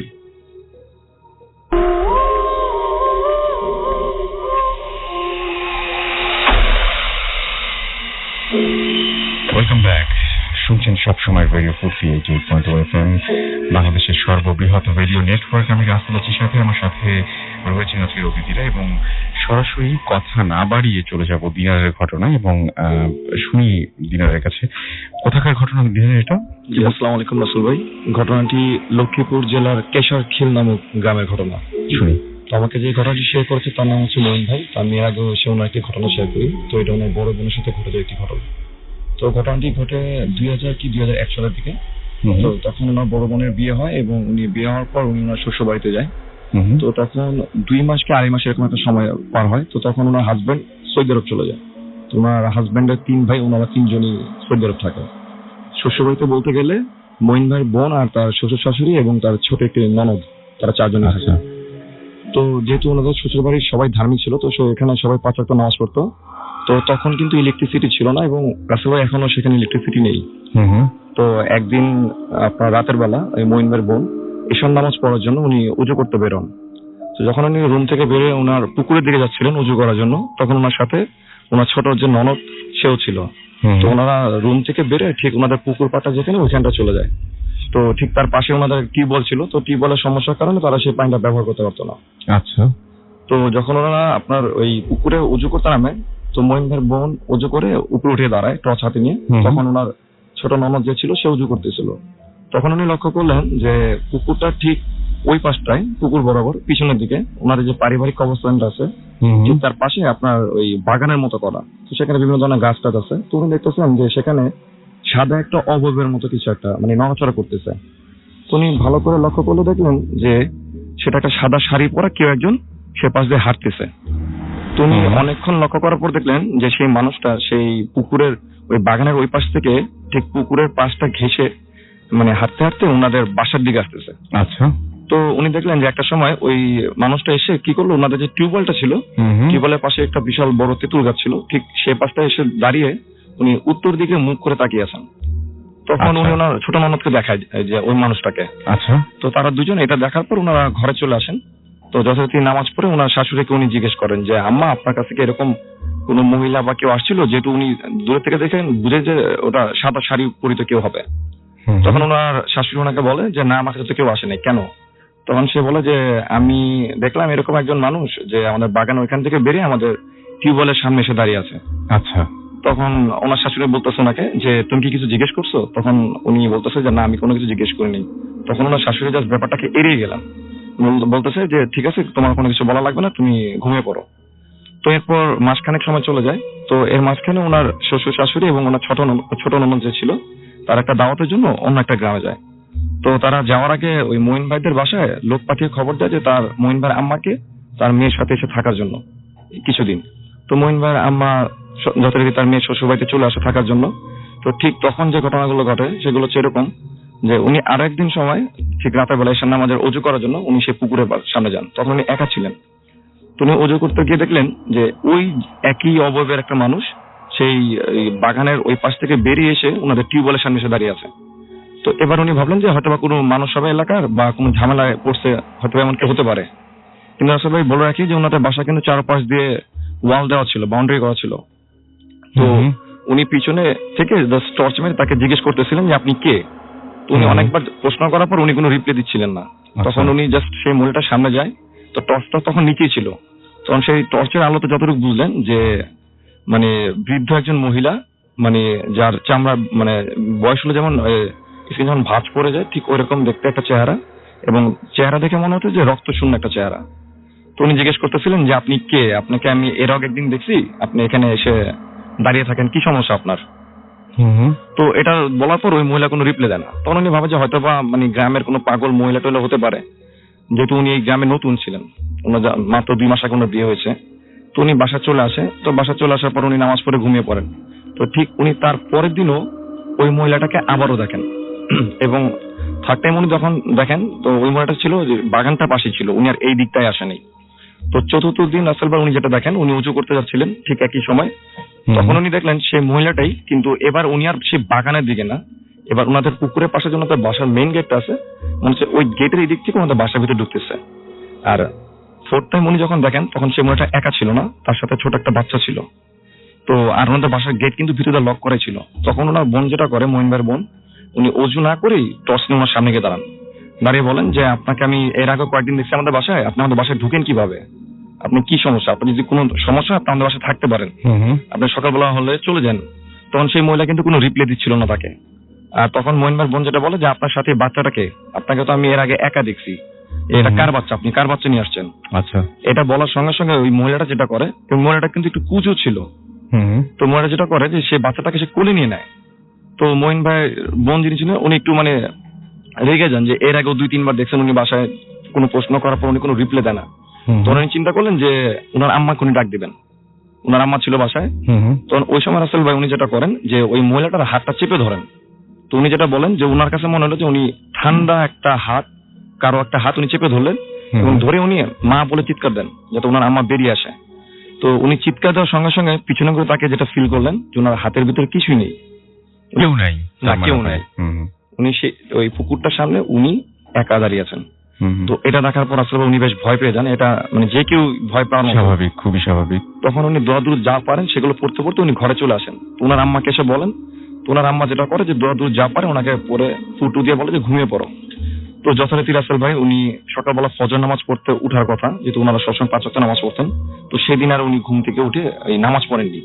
তখন ওনার আম্মা ঘুম থেকে উঠে নাস্তা রাস্তা তৈরি করেন।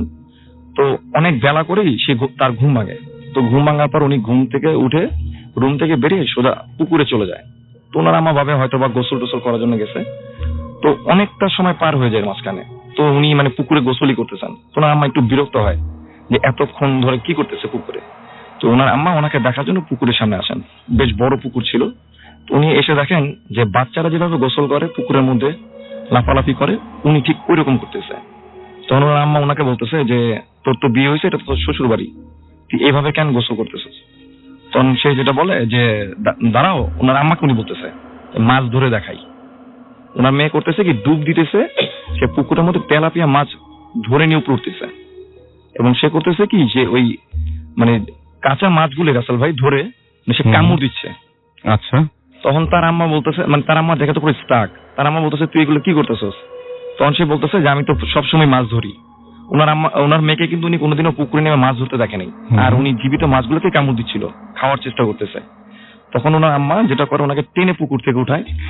তো টেনে উঠানোর পর রাসেল ভাই যখন ওনার আম্মা ওনাকে টেনে ঘরের দিকে নিয়ে যাচ্ছিলেন, তখন উনি ওনার আম্মাকে মানে খুব জোরে একটা ধাক্কা দিয়ে পুকুরের পাশে ফেলে দেয়। আচ্ছা। তো পুকুরের পাশে ফেলে দেওয়ার পর উনি খুব দ্রুত ওনাদের যে তেঁতুল গাছটা ছিল টিউবওয়েলের সামনে, ওইটা বেয়ে বেয়ে উপরে উঠে যায়। তো ওনার আম্মার মতো যেটা, যে কোনো স্বাভাবিক কোনো পুরুষ মানুষের পক্ষ যারা সচরাচর গাছে উঠে, এত দ্রুত ওঠা সম্ভব না। তখন উনি তার মেয়েকে বলতেছেন যে তুই গাছের উপরে কি করতেছস?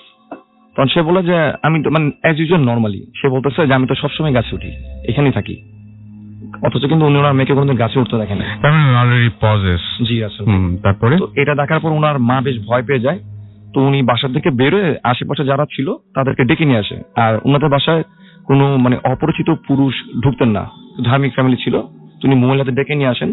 তো তাকে সেখান থেকে গাছ থেকে নামানো হয়। তো এর মাঝখানে তার শ্বশুর শাশুড়িকেও খবর দেওয়া হয় যে তার ছেলের ভোর এই অবস্থা। তো মঈন ভাই যে আমাকে ঘটনা শেয়ার করে, তার এক দূর সম্পর্কে মামা আছেন। উনি আপনার যে গ্রামে ওঝাদের যে কাজটা, উনি সে কাজটা করেন। কাউকে জিনে ভূতে ধরলে উনি সেগুলো তাড়ানোর ব্যবস্থা করেন। তো ওনাকে খবর দেওয়া হয়। তো সেদিন ওনাকে খবর দিতে দিতে সন্ধ্যা হয়ে যায়। তো উনি আর সেদিন আসতে পারেন, উনি তার পরের দিন আসেন সকালবেলা। তো উনি যখন সেদিন সে বাসায় ঢুকেন, তো উনি যখনই কোনো গ্রামে যেতেন বা কোনো বাসায় যেতেন, তখন মানে সেখানে আশেপাশে উৎসুক মানুষজনের ভিড় জমে যেত দেখার জন্য ওনার প্রসিজার গুলো। তো উনি যথারীতি আসলে সেই বাসায় ঢুকে উনি উঠানে বসে পড়েন। তো সেই বাসায় তখন বলতে গেলে যে শুধু মহিলারাই ছিল আশেপাশে, এমনকি ওনার যে শ্বশুর এবং ওনার বাবা তারাও ছিল না, কোনো পুরুষ ছিল না সেখানে, ওই ওজা ছাড়া। তো সবাই যেটা দেখতেছেন যে ওই মঈন ভাইয়ের বোনকে রুম থেকে বের করে আনা হয়, এবং বের করে আনার পর উঠানে বসানো হয়। মানে 3-4 জন মহিলা মিলে তাকে ধরে রাখতে পারতেছে না। তো উনি ওজা যেটা করে যে তার ব্যাগ থেকে উনি এক ধরনের একটা গাছের একটা ডালের মতো একটা জিনিস বের করে। তো ওনাকে বসানোর পর উনি যেটা করে যে তার চারপাশ দিয়ে কুণ্ডুলির মতো একটা এঁকে দেয়, একটা রিং করে দেয়। আচ্ছা, সার্কেল একটা। হ্যাঁ, ওকে। তো এটা করে দেওয়ার পর উনি ওনার মতো করে প্রসিজার অনুযায়ী উনি কাজ শুরু করেন। তো এর মাঝখানে ওনার যে বোন, মঈন ভাইয়ের যে বোন ছিল, সে মাটির মধ্যে আপনার মাথা দিয়ে মানে নিজের মাথা নিচে বাড়ি দিতেছিল। মানে এটা কিন্তু রাসেল ভাই সবাই দেখতেছিল ওই জায়গায়। তখন উনি জাস্ট ওনাকে জিজ্ঞেস করে যে তুই কে, তুই ওর উপর কেন আসছিস? তখন সে যেটা রিপ্লাই দেয় রাসেল ভাই, সে একটা অন্য রিলিজিয়নের একটা নাম বলে তার, এবং সে যেটা বলে যে সে অনেক বছর ধরেই এই গ্রামের এই বাসায় থাকে এবং সে কারো কোনো ক্ষতি করেনি এর আগে। তখন সে ওজা তাকে বলতেছিল যে তুই তাহলে ওর উপর কেন আসছস? তখন সে বলতেছে যে ওই আমার চলার পথে এসে মানে দাঁড়াইছে এবং আমাকে মানে বিরক্ত করছে, তাই আমি ওর উপর প্রজেস্ট হয়েছি। আচ্ছা, তো তখন উনি অনেক ইতি করার পর তো একটা জিনিস যেটা ঘটে রাসেল ভাই, যে আমরা মানে অনেক ঘটনা শুনি যে মানে এরকম প্রজেস্ট হওয়ার পর গায়ে আঘাত করা হয়। উনি কিন্তু এরকম কিছুই করেনি। উনি যেটা করেন, যেটা সবাই দেখেন, যে উনি একটা ডালের মতো একটা জিনিস বের করে ব্যাগের থেকে ওই মহিলাটার যে ছায়াটা ছিল তার ছায়ার মধ্যে উনি বাড়ি দিতেছিলেন মাটিতে। অথচ কিন্তু উনি চিৎকার করতেছিলেন ব্যথা, মনে হচ্ছিল যে বাড়িগুলো মাটিতে দিচ্ছে কিন্তু ব্যথা উনি পাচ্ছেন। তো উনি এরকম সময় চিৎকার করতে থাকেন। তো যখন ওনাকে বলা হয় যে তুই ওকে ছেড়ে চলে যা, তখন সে যেটা বলে যে উনি গেলে ওকে নিয়ে যাবে সাথে করে। তখন উনি বলতেছেন যে আচ্ছা ঠিক আছে, তুই যদি না যাস তাহলে আমি তোকে বোতলে বন্দি করতেছি। তখন ওনার বোনের কণ্ঠ, মানে ওনার বোনের ভিতর থেকে কথা বলতেছে, কথাটা হচ্ছে বয়স্ক একজন মহিলার কণ্ঠ, কাপা কাপা একটা কণ্ঠ। তখন সে বলতেছে যদি আমাকে বন্দি করা হয় তাহলে আমার ছেলের কি হবে? সে বলতেছে তার সাথে তার ছেলেও আছে। তখন সে ওজা বলতেছে যে ঠিক আছে তুমিও চলে যাও, ও চলে মানে ও ঠিক থাকুক। তখন তাকে অনেক কষ্ট করে রাজি করানো হয়, এবং যে প্রসিজার যেটা ছিল সেটা হচ্ছে যে সে কিভাবে যাবে। তখন সে বলে যে তার জন্য কিছু ভোগ রাখতে হবে সেই তেঁতুল গাছটার সামনে, এবং সে যাওয়ার সময় গরুর হাড় মুখে করে নিয়ে যাবে। তো উনি যেটা করে যে বাজার থেকে গরুর হাড় নিয়ে আসা হয়। তো যখন গরুর হাড়টা তার সামনে রাখা হয় তখন উনি যেটা করেন যে আশেপাশে যত মানুষ ছিল সবাইকে বলে যে ঘরের ভিতরে চলে যেতে, কারণ উনি এই সার্কেল মুছে ফেলার পর উনি কিন্তু এখান থেকে বের হয়ে দৌড় দিবেন। উনি মানে কোন দিকে দৌড় দিবেন এটা সঠিক মানে জানা নেই, যে কোন দিকে দৌড় দিতে পারেন। তখন যারা যে মানে গ্রামের যেসব মহিলারা ছিল সবাই বাসার ভিতরে ঢুকে যায় এবং সবাই জানলা দিয়ে দেখতেছিল যে ওই হাতটা ওই রিং এর ভিতরে ঢুকানোর পর, সার্কেলের ভিতরে ঢুকানোর পর উনি মুখ দিয়ে সে হাতটা মুখে নিয়ে নেয়। তো উনি যে ওই সার্কেলটা মোছা শুরু করে, সে পুকুরটা যে দিকে ছিল তার থেকে ঠিক মানে বিপরীত দিকে সে মানে খুব জোরে দৌড় দেয়।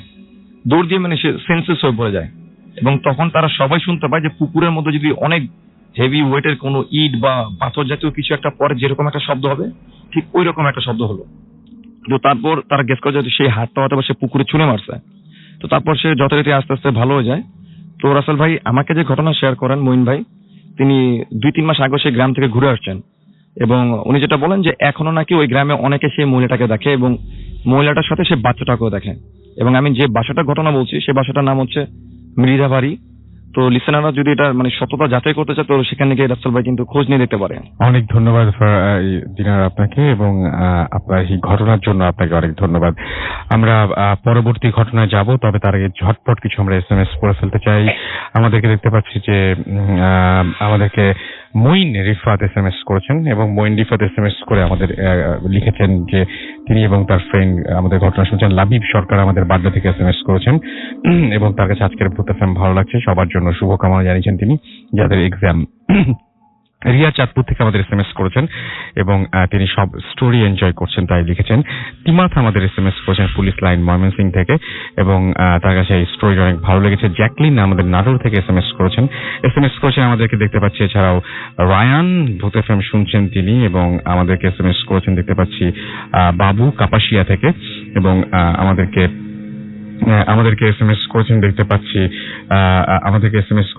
পাচ্ছি এছাড়াও রিয়াদ, এবং আমাদেরকে SMS করেছেন দেখতে পাচ্ছি রোমান, এবং এছাড়াও নিলয় মুন্সিগঞ্জ থেকে SMS করেছেন। পিয়াস আমাদের SMS করেছেন কুমিল্লার চকবাজার থেকে।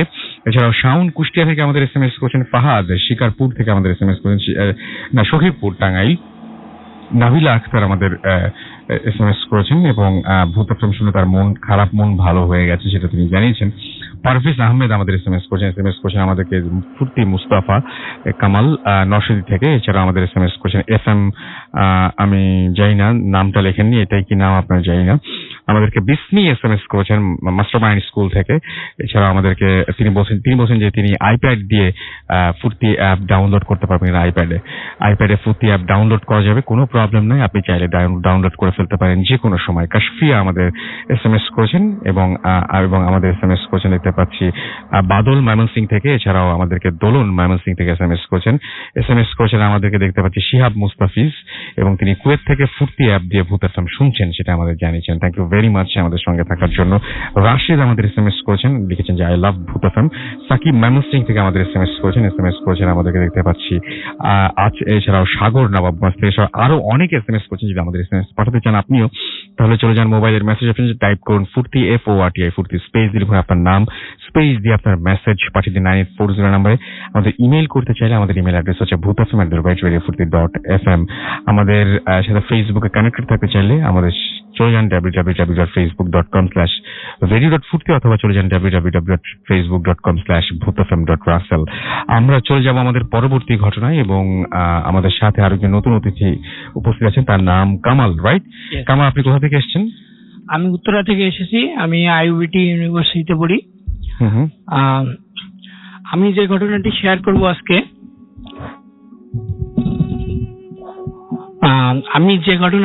করব আজকে সেটি রাজশাহীতে ঘটে যাওয়া একটি ঘটনা, রাজশাহীর মর্গের ঘটনা বেসিক্যালি।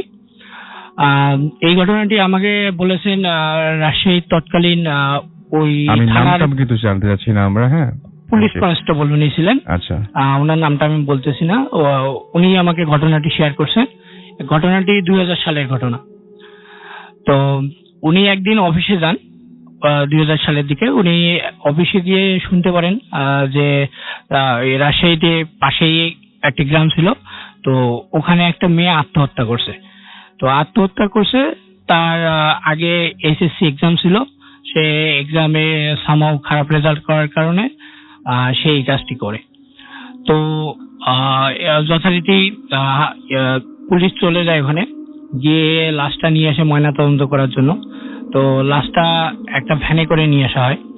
লাশটা ভ্যানে করে নিয়ে আসার পর তো লাশ ময়নাতদন্তের জন্য যখন নেওয়া হয়, তখন কিন্তু বেসিক্যালি লাশটা কাটে কিন্তু ডোম, 2-3 জন ডোম থাকে, তো ডোমরাই কাটে আর কি, ডাক্তার নির্দেশনা দেয় ওনারাই। তো ভ্যান থেকে যখন ডোমরা 2 জন ডোম ছিল, তো ভ্যান থেকে যখন লাশটাকে ওনারা তুলে নিয়ে যাবেন, তখন ওনারা দেখতেছিল যে এর আগে ওনারা অনেক লাশ তুলে নিয়ে গেছেন, বাট এই লাশটা, মেয়েটার বয়স অল্প হলেও এই লাশটা অনেক ভারী ছিল। তো ওরা অ্যাজ ইউজুয়াল স্বাভাবিক মনে করে ওটা নিয়ে গিয়েছিল। তো নিয়ে গিয়ে ওরা লাশ কাটার ঘরের মধ্যে ওদের যে ডেস্ক ছিল, যে ডেস্কের মধ্যে ওরা লাশটাকে করবে, চেক করবে। তো ওই ডেস্কে শোয়ানোর পর তাকে চিৎ করে শোয়ানো হয়। চিৎ করে শুয়ে তারা দুজন ডোম ছিল, দুজনই ওই কাটার জন্য যে ইনস্ট্রুমেন্ট গুলো লাগে সেই ইনস্ট্রুমেন্ট নেওয়ার জন্য বাইরে চলে আসে। কিছুক্ষণ পর ইনস্ট্রুমেন্ট সবগুলো সাজে তারা আবার লাশ কাটা ঘরে চলে যায়। তো তারা চলে গিয়ে যে জিনিসটা দেখে যে তারা লাশটাকে জাস্ট চিৎ করে শোয়া রেখে এসেছিল, বাট এখন লাশটা ওই পজিশনে নেই, লাশটা কাত হয়ে ঘুরে আছে। তো তারা লাশ কাটা ঘরে তো আর কেউ ছিল না, তো লাশটা তো ঘুরে যাওয়ার কথা না। তো তারপরে তারা ততটা কেয়ার করেনি, না করে তারা ঠিক আছে লাশটা যেহেতু ঘুরে গেছে আবার চিৎ করে শোয়। তো একজন ডোম ওনাকে চিৎ করতে গেছে, লাশটাকে চিৎ করতে যাওয়াতে ওই লাশটার একটি হাত যে কোনো কারণেই হোক ডোমের গালের মধ্যে গিয়ে লাগে। তো গালের মধ্যে গিয়ে লাগার সাথে সাথেই ওই ডোম যিনি চিৎ করতে গেছেন উনি ছিটকে পড়ে যান, জোরে চিৎকার করে ছিটকে পড়ে যান। তো অন্য যে ডোমটি ছিল উনি দেখেন যে জাস্ট মেয়েটার হাতটি ওই ডোমের গালের মধ্যে লেগে গেছে, বাট ওই অতটুকু লাগার জন্য ডোমটা এত জোরে ছিটকে পড়ে যায় এবং চিল্লাপাল্লা করে। তো উনি যখন ওনার কাছে জিজ্ঞেস করে যে কি হলো, আপনি এত জোরে পড়ে গেলেন কেন? তো ওই ডোমটা যেটা বলে যে আমাকে এত জোরে মারছে সেটা বলার মতো না, এটা কোনো মানুষের মাইর হতে পারে না। উনি জাস্ট একদম ভয় পেয়ে ওখান থেকে চলে যায়। সবাইকে বাইরে গিয়ে বলে ঘটনাটি। পরে ডাক্তার, পুলিশ যারা ছিল সবাই চলে আসে ভিতরে, এসে দেখে যে লাস্ট আগের পজিশনেই যেভাবে চিৎ করানো ছিল প্রথম অবস্থায় ওই পজিশনেই আছে, লাশের কোনো চেঞ্জ হয়নি। তো যথারীতি সবাই মনে করে এটা হয়তো বা কোইন্সিডেন্স হতেই পারে। তো এটা মনে করে লাশটাকে পুরো ময়নাতদন্ত করে শেষ হওয়ার পর যখন তাকে বাসায় পাঠানো হবে লাশ মাটি দেওয়ার জন্য, তো যে ভ্যানে করে নিয়ে আসছিল সেই ভ্যানে করে লাশটাকে আবার বেঁধে টেঁধে সুন্দর করে ওনাকে দেয়া হয় বাসায় পৌঁছে দেওয়ার জন্য। তো যে ভ্যানওয়ালা ছিল উনি একাই যাচ্ছিলেন আর কি, তখন বিকালের দিকে হয়ে গেছে। তো উনি যেতে যেতে হঠাৎ করে একটা ফাঁকা জায়গা ছিল, তখন কিন্তু সন্ধ্যার কাছাকাছি একটা ফাঁকা জায়গা ছিল। উনি ফাঁকা জায়গায় যাওয়াতে লাশটা অনেক ভারী ছিল, আগে থেকেই অনেক ভারী ছিল, বাট হঠাৎ করে উনি ভ্যানওয়ালাটা মনে করতেছে যে তার ভ্যানটা মানে একদম হালকা হয়ে যাচ্ছে আস্তে আস্তে, এবং হালকা হতে হতে এক সময় মনে হলো যে ভ্যানটা ইজিলি ভাবে যাচ্ছে। তো ওনার মনে একটু খটকা লাগে যে হঠাৎ করে ভ্যানটা হালকা হলো কিভাবে। তো উনি পিছনে ফিরে দেখে যে লাশটা ভ্যান থেকেই পুরাই ভ্যানিশ। তো এখন উনি প্রচন্ড ভয় পেয়ে যায়, ভয় পেয়ে গিয়ে তাড়াহুড়া করে গাড়ি চালাতে থাকে। তো গাড়িটা ইতিমধ্যে পাংচার হয়ে যায়। পাংচার হওয়ার পর উনি তখন কি করে, এখন আশেপাশে খোঁজাখুঁজি শুরু করে, বাট কোথাও লাশটা নেই। তো পরে উনি এটা ওনাদের গার্জিয়ানকে জানানোর জন্য তাড়াতাড়ি চেষ্টা করে ওনার বাসায় যাওয়ার জন্য। তো উনি 40 মিনিট পরে ওনাদের বাসায় যায়। বাসায় গিয়ে যে জিনিসটা দেখে যে উনি গিয়ে ওনার গার্জিয়ানকে বলবেন যে এইরকম একটা ইনসিডেন্স হয়ে গেছে। তো এটা উনি বলতে যাবেন, সেই মুহূর্তে ওই মেয়ের যে চাচা ছিল তিনি এসে ওই ভ্যানওয়ালাকে বলতেছে, কি ব্যাপার, তুমি লাশটা পৌঁছায় দিয়ে তাড়াতাড়ি চলে গেলা কেন? তুমি তো তোমার যে টাকাটা লাগে তুমি টাকাটা নিয়ে যাও। তো ইনি বুঝতে পারছেন না যে কি বলতেছে উনি, লাশ তো আমি তো পৌঁছায় দিইনি, লাশ তো ওখানে ভ্যানিশ হয়ে গেছে। পরে উনি বাসার ভিতরে গিয়ে দেখেন যে লাশটাকে গোসল করানো হচ্ছে। তো উনি এটা দেখে পুরাই একদম মানে ওইখানেই আর কিছু বলতে পারে না কাউকে, না বলে উনি দৌড়ে চলে আসে বাসায় চলে যায়। সেদিন মানে উনি একদম জ্বরে ওনার ওয়াইফকেও কিছু বলতে পারতেছে না, শুধু বলতেছে যে আমি কিচ্ছু বলতেছি না, আমি এখন ঘুমাবো। ওনার প্রচন্ড জ্বর। পরে ডাক্তার এসে ওনাকে ঘুমের ওষুধ দিয়ে উনি পরের দিন ঠিক হওয়ার পর উনি পরের দিন গিয়ে ওই যে পুলিশটা আমাকে বলেছিল তাকে পুরো ঘটনাটি শেয়ার করে। ওকে, আপনাকে অনেক ধন্যবাদ। এবং আমি দেখতে পাচ্ছি যে আরিফ মোহনপুর রাজশাহী থেকে লিখেছেন true story, it's a true story. আচ্ছা, আমাদের কিছু মামুন মৌ SMS করেছেন এবং তিনি লিখেছেন ভাইয়া খুবই ভালো লাগছে, তিনি ইরাক থেকে আমাদের সঙ্গে রয়েছেন, সুতরাং দেশের বাইরে থেকে অনেকেই আমাদের সাথে রয়েছেন এবং আমরা আপনার খুবই খুশি হলাম যে এত দূর থেকে শুনছেন। ঘটনা হচ্ছে যে পুরো লাশটাকে নিয়ে অস্বাভাবিকতা ছিল পুরোটা সময়, এবং তারপরে যখন তিনি লাশটা পৌঁছে দিতে যাচ্ছিলেন এই ভ্যান চালক হঠাৎ করে লাশটা পথের মাঝখানে হারিয়ে যায় এবং হঠাৎ করে মিসিং হয়ে যাওয়ার পরে সে যখন চারপাশে খুঁজেও পায় না, একটা সময় যখন সেই লাশটার বাসায় যায় যেখানে পৌঁছে দেওয়ার কথা, সেখানে গিয়ে দেখা যায় লাশটাকে গোসল করানো হচ্ছে এবং তাহলে তিনি ওইখানে লাশটা মাঝপথে যেখানে হারিয়ে ফেললেন কে পৌঁছে দিল। এবং একজন আমাদের মোহনপুর রাজশাহীর মধ্যেই পরে একটা জায়গা, তিনি লিখছেন যে ঘটনাটা সত্যি, তার মানে হয়তো অনেকেই এই ঘটনাটা জানেন। জ্যোতি শ্রাবণ আমাদের SMS করেছেন এবং তিনি উত্তরা থেকে আমাদের সাথে আছেন। শাওন আমাদের কুষ্টিয়া থেকে আমাদের সাথে রয়েছেন। আমাদের এছাড়া রয়েছেন তসবিদ, তিনি হচ্ছে জেল রোড ময়মনসিংহ থেকে রয়েছেন এবং আমাদেরকে তিনি বলছেন যে মেবি আচ্ছা এটা হচ্ছে এই বাংলা ইয়ারের বেস্ট এপিসোড বলে তিনি এই এপিসোডটাকে বলছেন।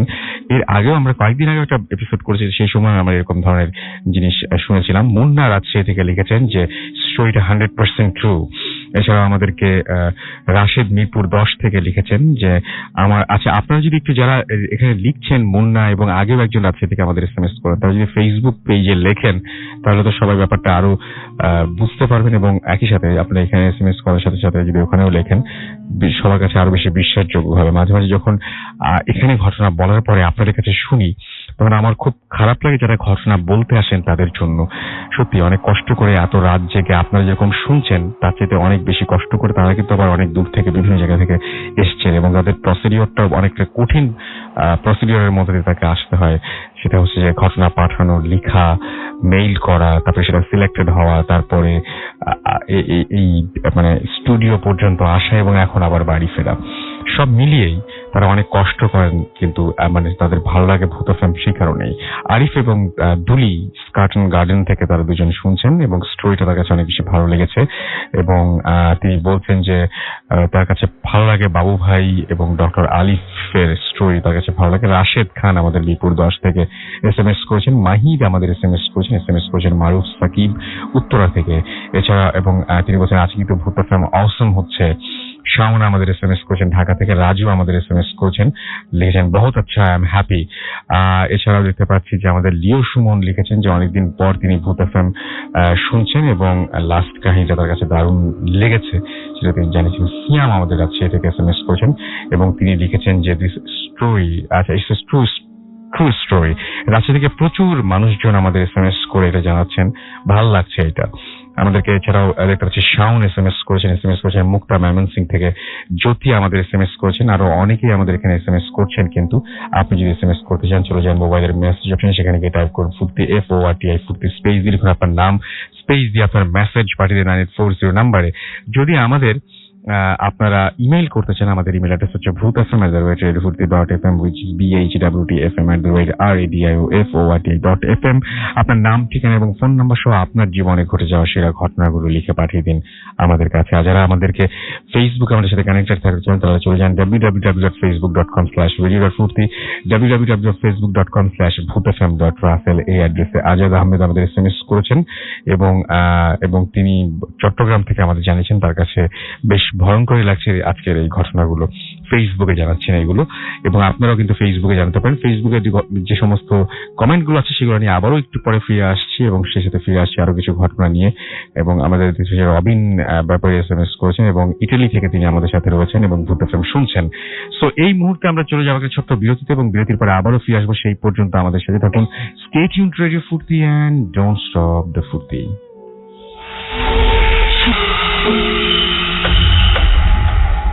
Welcome back. ঘড়িতে সময় রাত 1:28 শুনছেন সবসময় রেডিও ফুর্তি 88.0 FM। আমি রাসেল আছি সাথে, আমার সাথে রয়েছে মাসুম, এবং আজকে অতিথিরা আপনাদের সবাইকে আরো একবার স্বাগত জানাচ্ছি ভূত FM এ। এবং আমি দেখতে পাচ্ছি অনেকেই আমাদের এখনো SMS করছেন। আমি দেখতে পাচ্ছি যে আমাদেরকে মামুন রানা SMS করছেন USA থেকে, এবং তিনি আমাদের সঙ্গে আছেন এবং ভূত FM এর সবাইকে তিনি থ্যাঙ্কস জানিয়েছেন। অলরাইট, আমরা চলে যাবো এখন বাবু ভাইয়ের কাছে, আর একটা ঘটনা শুনবো তার কাছ থেকে। এরপরে আমরা আবারও আসবো আমাদের প্রথম অতিথির কাছে। সো হাতে সময় খুব কম, এর মধ্যে আমাদের অনেক কিছু করতে হবে। আর যদি সময় থাকে তাহলে আরো একটা ঘটনা রয়েছে আমাদের কাছে লেখা, সেটাও ইনশাআল্লাহ পড়ে শোনাবো। বাবু ভাই, আপনার ঘটনাটা আমরা শুনে ফেলি। নেক্সট যে স্টোরিটা আছে, আপনি যেটা বলেছিলেন যে বেশ অবিশ্বাস্য একটা ঘটনা, চলুন শুনি। ভাই, কাহিনীটা আসলে এটা একজনের লাইফ এক্সপেরিয়েন্স। ওর নাম হচ্ছে সাকিব আলম। সে মোহাম্মদপুরে, আপনার যে জায়গাটা থাকে ওটার লোকেশন এক্স্যাক্টলি বললাম না, মোহাম্মদপুরে থাকে আর কি। তো ও আমার সাথে কন্ট্যাক্ট করে ইদানিং, কিন্তু আচ্ছা অনেকের কাছে কাহিনী শুনছি রাসেল ভাই, বিশেষ করে বৃষ্টির দিনে আর কি, সবাইকে বলে ডেকে আনছি, তারপর কাহিনী শুনছি। তো আমার সাথে কন্ট্যাক্ট করে আসে এরকম বৃষ্টির দিনেই, তো বসে কাহিনীটা শেয়ার করো, লাইফের একটা এক্সপিরিয়েন্স। আর অবিশ্বাস্য বলতে মানে বেশ কমিউনিকেশনের ব্যাপারটা আসলে ও যেভাবে ডিসক্রাইব করেছে, মানে আপনার এন্টিটির সাথে বা আদার ওয়ার্ল্ডের সাথে, সেটাই বেশ আমার কাছে একটু মানে অ্যাবনর্মাল লেগেছিল। এর জন্য আমি বারবার ওকে এটা মানে আপনার ভেরিফাই করি, ওকে জিজ্ঞেস করি, এবং বিভিন্ন আপনার ক্রস ভেরিফিকেশন করার চেষ্টা করি ওর সাথে। But alternate to be actually fine, মানে ও যা বলেছে এর মধ্যে বেশিরভাগই মনে হয়েছে সত্যি। যেহেতু এই জিনিসটা আসলে প্রুফ করার কিছু নাই, ও কিছু ছবি ভিডিও দেখিয়েছে আমাকে, এভিডেন্স অফ দোজ আপনার তাবিজ এন্ড স্টাফ, কিন্তু সেটা তো আসলে মানে আমি মানে কোনো প্রুফ হিসাবে ধরতে পারি না। বাট অ্যাকচুয়ালি মানে ওর শেষ অ্যাপ্রোচ এবং ওর বডি ল্যাঙ্গুয়েজ এভরিথিং মানে শুনে মনে হয়েছে কাহিনীটা সত্যি। যাই হোক, কাহিনীটা চলে যাই। 2008 সাল বা এরকম একটা সময় সাকিবরা একটা বাসায় মুভ করে। হ্যাঁ, বাসাটা হচ্ছে আপনার এমন একটা জায়গায়, যে জায়গাটা আপনার মোটামুটি আপনার পরবর্তীতে ডেভেলপ হয়েছে সিটি। আচ্ছা, হ্যাঁ, মোহাম্মদপুরে অনেক এক্সপ্যানশন হয়েছে, এক্সপ্যানশনের একটা জায়গায়। তো ওই জায়গাটা ওর খালার বাড়ি ছিল, এবং জায়গাটাতে নাকি অ্যারাউন্ড আপনার আরো 10-12 বছর আগে ওটার নির্মাণ কাজ শুরু হয়, এবং ওই সময় কেবল সদ্য নির্মাণকৃত বিল্ডিং, মানে বেশ লম্বা সময় নিয়ে বিল্ডিংটা তৈরি হয়েছে আর কি। ওকে। তো ওই বিল্ডিং এ যে ও যখন ওঠে, ওই বিল্ডিংটা ওর খালার বাড়ি। ওরা খালা বিদেশে থাকতো, সেখান থেকে আসার পরে বাসা থাকে। তো ওই বাসা ওঠার পর থেকে নাকি তার ভিতরে বেশ অসুস্থতা দেখা দেয়। আচ্ছা, অসুস্থতা গুলো বেশ আপনার বিচিত্র টাইপের অসুস্থতা। দিনে দিনে শরীর দুর্বল হয়ে যেতে থাকে এবং অসুস্থ ফিল করতে থাকে, কোনো কাজে মনোযোগী থাকে না, এরকম বিভিন্ন ব্যাপার স্যাপার আর কি তার ভেতরে থাকে। তো এটাতে ওর বাবা একজন চিকিৎসক, বাবার সাথে কথা বলে, বাবা বিভিন্ন রকম চেক করে দেখে এবং তো টেস্ট করে দেখে, তার ভিতরে আসলে কোনো সমস্যা পাওয়া যায় না, মানে হি ইজ কমপ্লিটলি ফাইন। হ্যাঁ, আচ্ছা, কিন্তু ওই প্রবলেম গুলা ফেস করে। তো যেটা ফেস করতো, বিছানায় শুয়ে থাকলে আপনার মূলত সারা শরীরে কেউ খোঁচাচ্ছে সুই দিয়ে, প্লাস কোনো কিছু কামড় দিচ্ছে, ছোট ছোট পিঁপড়া বা জাতীয় কিছু, বাট বিছানা চেক করলে কিছুই পাওয়া যেত না। হ্যাঁ, তো এরকম কিছু কাণ্ড করতে থাকে। পড়াশোনা অমনোযোগী হয়ে যায়, পড়াশোনা করতে পারে না, মন বসাতে পারে না এরকম। আচ্ছা, এবং ওর রুমের মধ্যে মানে একটু মানে আশ্চর্য কিছু ফিলও করে, যেমন রুমের মধ্যে কেউ চলাফেরা করতেছে, এরকম কিছু একটা ব্যাপার স্যাপার। তো একদিন ও ফার্স্ট যখন নাকি আপনার কমিউনিকেশনের ব্যাপারটা হয়, ও শুয়েছিল বিছানায়। তো দুপুরের দিকে মানে আলো কমে গেছে আর কি, আলো আধারি রুমের ভেতরে। এরকম সময় শুয়ে ও ফিল করতে থাকে কেউ একজন মনে হচ্ছে ও রুমে দাঁড়িয়ে দেয়ালের মধ্যে কোনো বল মারছে, টেনিস বল মারছে, সেটা বাউন্স করে আবার ধরছে আর কি, ক্যাচ করছে। আপনার একটা খেলা খেলছে আর একটা দেওয়ালে বল মেরে সেটাকে আবার ক্যাচ করা আর কি, এরকম। এবং এটা মানে র্যাপিডলি ওর মাথার মধ্যে একটা প্রেশার ফেলা শুরু করলো আর কি। হ্যাঁ, তো সে তারপর বুঝলো যে কেউ একজন ওর সাথে কথা বলার চেষ্টা করতেছে। কথা বলাটা এরকম যে, তুমি আমাদের সাথে চলো, এখানে থেকে কি করতেছো, হ্যাঁ, আরেকটা ভিন্ন জগৎ আছে, এখানে থাকার কোনো মানে হয় না, এই ধরনের কিছু ব্যাপার স্যাপার আর কি। আচ্ছা, তো প্রথম দিন কথাগুলো সে কিভাবে শুনতে পাচ্ছে? ও শুনতে পাচ্ছে, মনে হচ্ছে যে ওর সাথে কেউ একজন কমিউনিকেট। ও তখন চোখ বন্ধ করে শুয়েছিল। আচ্ছা, ওকে। বাট সে ঘুমের মধ্যে ছিল না, সে আপনার মানে জেগেই ছিল, জাগরণ অবস্থায় আর কি, চোখ বন্ধ করে মনে হচ্ছে যে রুমের মধ্যে কারো উপস্থিতি বুঝতেছে। যখন চোখ খুলছে দেখছে কেউ নাই, আচ্ছা, আলো আধারি রুমের ভেতরে, কিন্তু ওর কাছে স্পষ্ট মনে হচ্ছে কেউ একজন বল দিয়ে খেলতেছে দেওয়ালের ভেতরে। জিনিসটা জাস্ট লাইক দ্যাট, একটা শব্দের মতো হচ্ছে ভোতা, এবং ওর সাথে মাইন্ডের ভেতরে কেউ কথা বলছে। তো যাক, সে ওইটাকে প্রথম দিন ইগনোর করে বা মনে করে তার মনের কোনো হ্যালুসিনেশন বা সামথিং। এবং নেক্সট ডে দিন যেটা হয়, ওই যে আপনার মনে হচ্ছে যে একই রকম খেলা কেউ খেলছে মার্বেল দিয়ে ফ্লোরে, জোরে জোরে মার্বেল ফেলতেছে এন্ড কমিউনিকেট করার চেষ্টা করতেছে, এবং ওই আপনার গা জ্বালা পোড়া করতেছে, এরকম ফিলিংস গুলো ওর মধ্যে হওয়া শুরু করে। তো প্রথম দিন যেটা করে, ওর মার সাথে কথা বলে। ওর মা বলে যে ঠিক আছে, ওকে মানে ওদের একটা সাজেশন অনুযায়ী ফ্যামিলিগত যে কোনো একজন হুজুর, বাংলাদেশে বেশ নাম করা একজন হুজুর বা পীর সাহেব, তার কাছে ওকে নিয়ে যাওয়া হয়। সে পীর সাহেব তাকে বলে তার বাড়িতে ঝাড়ু দিয়ে বাড়ির ধুলো নিয়ে আসতে। বাড়িতে যত ধুলো আছে বলছে ঝাড়ু দিয়ে বাসার থেকে ধুলোগুলো নিয়ে আসবা। আচ্ছা, তো বাড়ি ঝাড়ু দিয়ে সে ধুলোগুলো নিয়ে যায়। পীর সাহেব কি করে, ওই ধুলোগুলোর মধ্যে কিছু একটা পড়ে দেয়, পড়ে তাকে 4টা পেরেক আনতে বলে। ওই পেরেকটাও পড়ে দেয়, বলে তোমার রুমের চারপাশে 4টা লাগাবা, আর এই ধুলোগুলো একটা পোটলা করে ওই পেরেকের সাথে লাগাইবা। ওকে।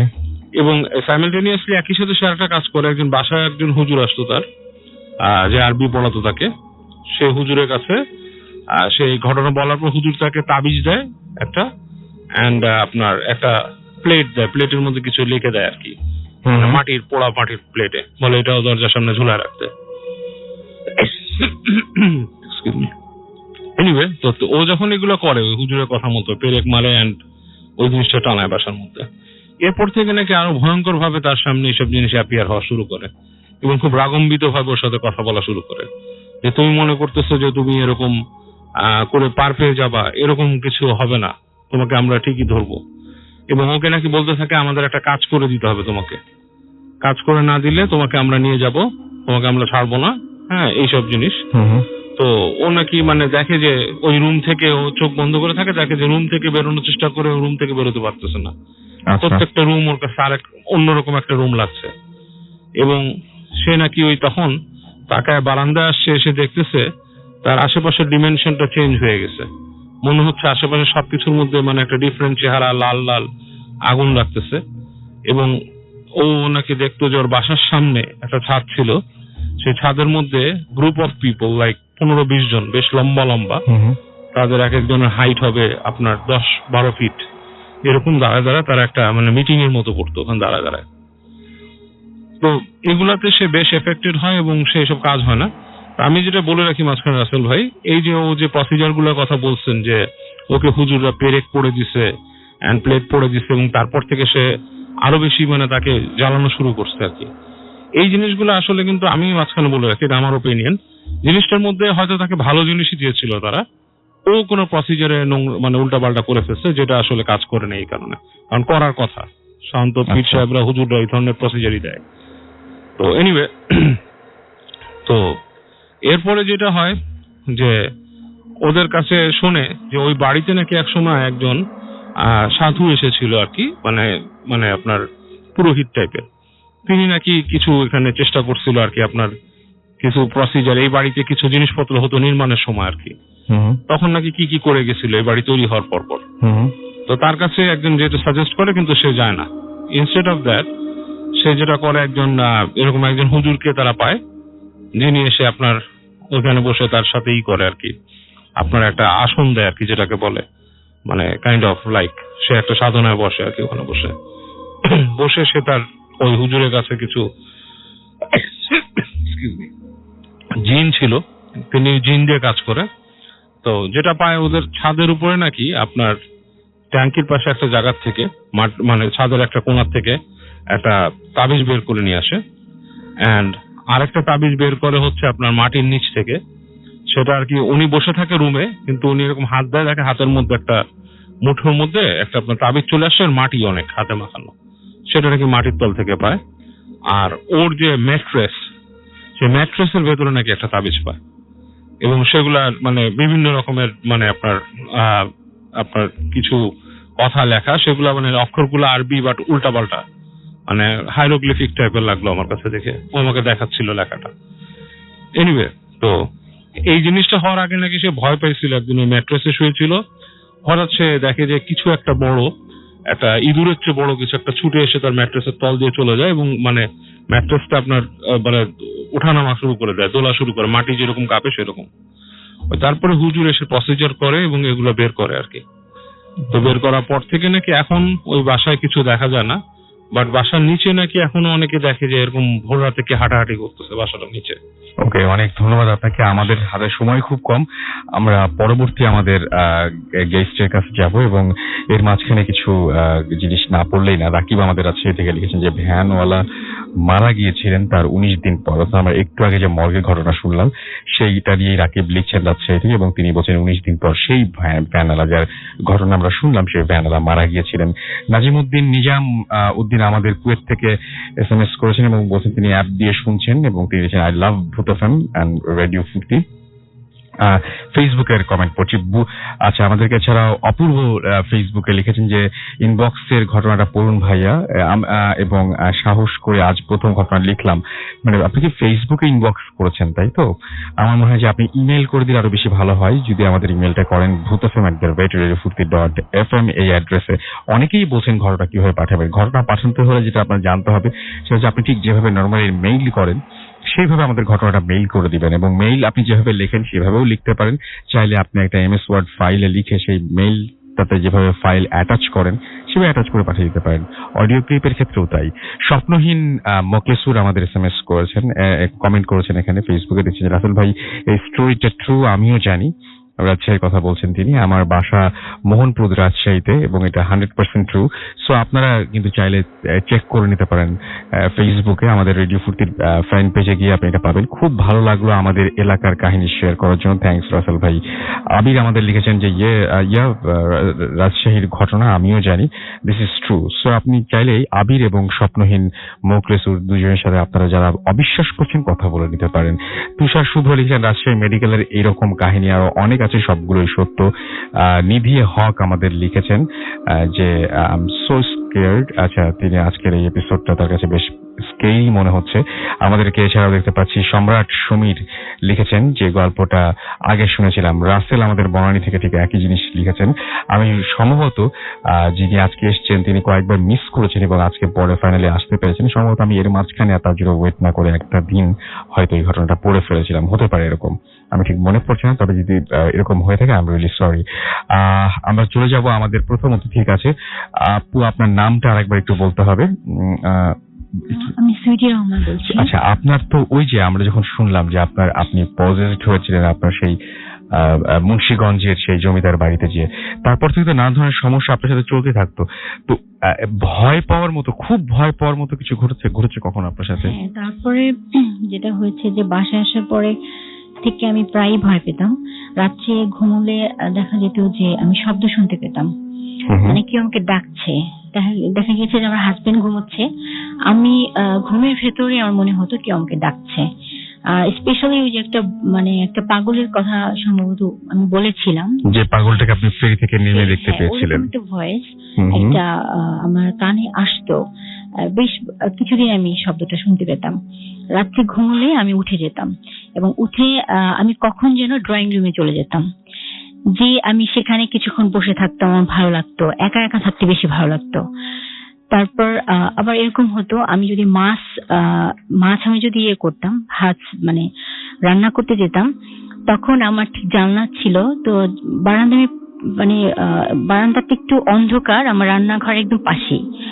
তো আমি প্রায় ফিল করতাম যে কেউ দেখছে, কেউ আপনাকে দেখছে, আমাকে দেখছে এবং সে মানে মনে হতো যে কেউ উকি দিয়ে আছে এরকম। তারপর একটা ভয়ঙ্কর ঘটনা আমি বলবো, যেটা আমি আসলে কারোর সাথে শেয়ার করিনি।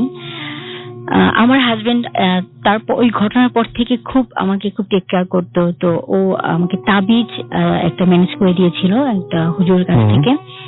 তো এই তাবিজটা আমি সবসময় রাখতাম সাথে। তারপর একবার যেটা হলো, আমি আমার বাবার বাড়িতে গিয়েছি। তো সেখানে ডেফিনেটলি ও যেহেতু ডক্টর, ও থাকতে পারেনি, চলে আসছে। তো আমি সেখানে আমার আম্মুকে বলে আসছে সব ঘটনা, সবাই জানে। তো আম্মু আমাকে সবসময় টেক কেয়ার করতো আর কি।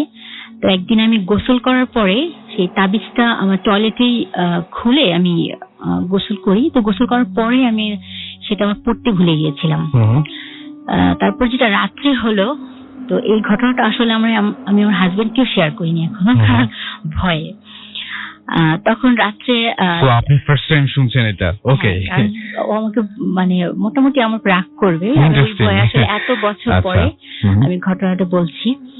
তারপরে যেটা হয়েছে যে আমি রাত্রে এসে ঘুমাই আম্মার সাথে। তো আমার আম্মার সাথে ঘুমানোর পরে যেটা হলো যে রাত্রে প্রায় 1:30-2টা হবে। আর আমাদের বাসাটা হচ্ছে অনেকটা বাংলো টাইপের, সামনে একটু স্পেস আছে আর কি খোলা, আর দোতলা থেকে বাইরে জানলা দিয়ে সবই দেখা যায়, রাত্রেবেলা থাই গ্লাস আর কি। তো আমি যেটা হয়েছে রাত্রে 1:30টার সময় আমার ঘুমের ভেতরে আমি ফিল করছি যে কেউ আমাকে বলছে উঠার জন্য, যে উঠো।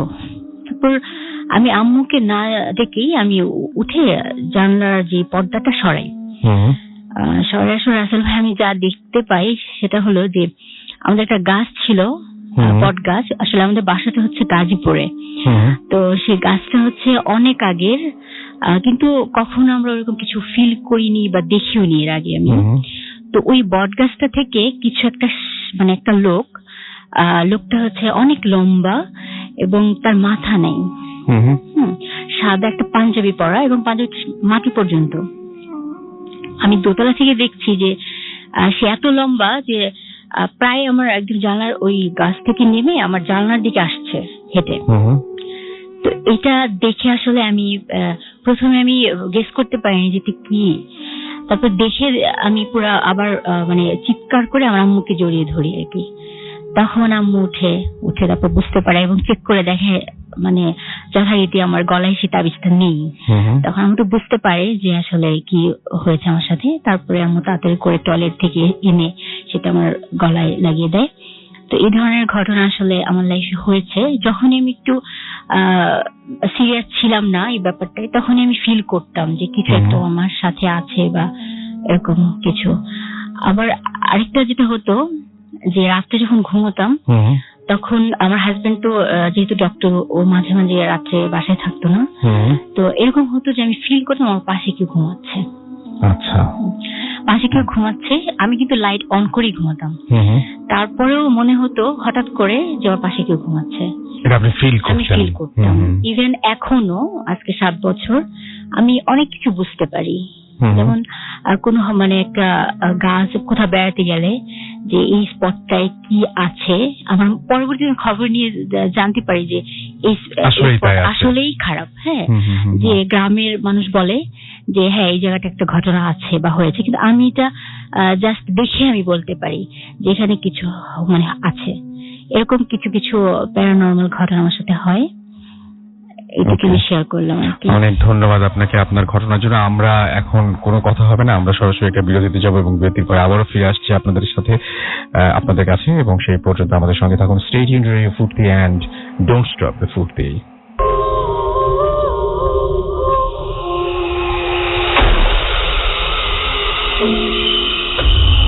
ওকে, আমরা একটা স্টোরি পড়ে ফেলি। আমাদের সাথে যে স্টোরিটা আমার কাছে এই মুহূর্তে রয়েছে সেটা পাঠিয়েছেন ওয়েস্ট বেঙ্গল থেকে একজন, এবং তিনি লিখছেন, নমস্কার রাসেল ভাই, আশা করি ভালো আছেন। প্লিজ আমার নামটা উল্লেখ করবেন না, এবং আমি নামটা ভুল করে যদি পড়ে ফেলি, আমার এই সমস্ত ক্ষেত্রে খুব হয়, সুতরাং আমি শুরু থেকে নামটা সরিয়ে ফেলেছি। নিচে যদি দেখতে পাচ্ছি নিচে পর্যন্ত পড়বো না। আমাকে লিখেছেন যেভাবে সেভাবে পড়ছি। আমি ভূত এফএমের অনেক বড় ফ্যান, প্রতি সপ্তাহেই প্রোগ্রাম ডাউনলোড করে শুনি। স্টুডিওতে গিয়ে স্টোরি শেয়ার করাটা ইম্পসিবল, তাই মেল করলাম। আমি আজকে যে ঘটনাটি শেয়ার করছি জানি না কতটা ভয়ের, তবে ভালো লাগলে অবশ্যই শেয়ার করবেন। এটা আমার ফ্যামিলির সাথে ঘটে যাওয়া কিছু একটা ঘটনা, এবং আমার এখন বয়স 18। এই ঘটনাটা যখন ঘটে তখন আমার বয়স 5-6 হবে। আমার মনে আছে আমরা তখন সবাই আমাদের নতুন বাড়িতে এসেছি। তখন আমার ফ্যামিলিতে আমার মা, বাবা, দাদা ও আমি। ঘটনাটি বলার জন্য আগে একটু আমার বাড়ির ডেসক্রিপশনটা দিয়ে দিচ্ছি। আমাদের বাড়িটার এন্ট্রান্স দিয়ে ঢুকে ডাইনিং রুমে আসতেই ফার্স্টে একটা স্টাডি রুম, তারপর একটা রুম, দেন আমার বেডরুম, যার সামনেই কিচেন এন্ড বাথরুম। রাসেল ভাই এইগুলো কথাগুলো বলছি বোঝার জন্য। আমার বাড়িতে আসার ফার্স্টের দিকে আমরা সবাই লাস্টের বেডরুমটায় ঘুমাতাম, আর দরজাটা ভেতর থেকে লক করা থাকতো, আর ডাইনিং রুমে লাইটস অন করা থাকতো এবং সবই নর্মাল চলছিল। কিন্তু একদিন রাতে হঠাৎ ঘুম ভাঙলো মায়ের আওয়াজে এবং মা বেডে উঠে বসে জোরে বাবাকে জিজ্ঞেস করলেন, তুমি কি বাথরুমে উঠেছো? দরজাটা এবং দরজা ঠেলেছো? কোনো দরজা তো খোলা আছে ঘরের, কেননা দরজা খোলা আছে ঘরের। আমি আর দাদা তখন ঘুম থেকে উঠেছি এবং আমার এবং মার আওয়াজে দেখলাম যে বাবা, যে কিনা ফ্লোরে বিছানায় ঘুমাচ্ছিল, উঠে জিজ্ঞাসা করছে কি হয়েছে। আমার আজও সেই সময়টা মনে আছে। আমরা সবাই দেখলাম ডোরের দিকে, অর্থাৎ দরজার দিকে, যেটা ভেতর থেকে লকড ছিল, কি যেন দরজাটা ঠেলে দাঁড়িয়ে আছে, অনেকটা ফাঁকা করে দাঁড়িয়ে থাকার মতো, এবং তার ফলে ডাইনিং এর আলো তার কালো পায়ের ওপর পড়েছে এবং একটা শ্যাডো তৈরি হয়েছে। এইখানে এটা দেখে আমরা দুই ভাই খুব ভয় পেয়েছিলাম এবং উঠে সাথে সাথে ওই জিনিসটা দরজার ওপারে ছিল, সেটা দরজা ছেড়ে দেয় এবং বাবা চোর ভেবে উঠে সারা বাড়ি খুঁজতে থাকে এবং কোথাও কোনো কিছু পায় না। তারপর থেকে আমরা দরজা বন্ধ করেই ঘুমাতাম এবং তারপরে 2-3 বছর যায় এবং কিছু হয় না, এবং তারপরে যেটা আবার হয় সেটা বলে রাখা ভালো যে এর মধ্যে আমার মা অনেক ডাক্তার এবং আরো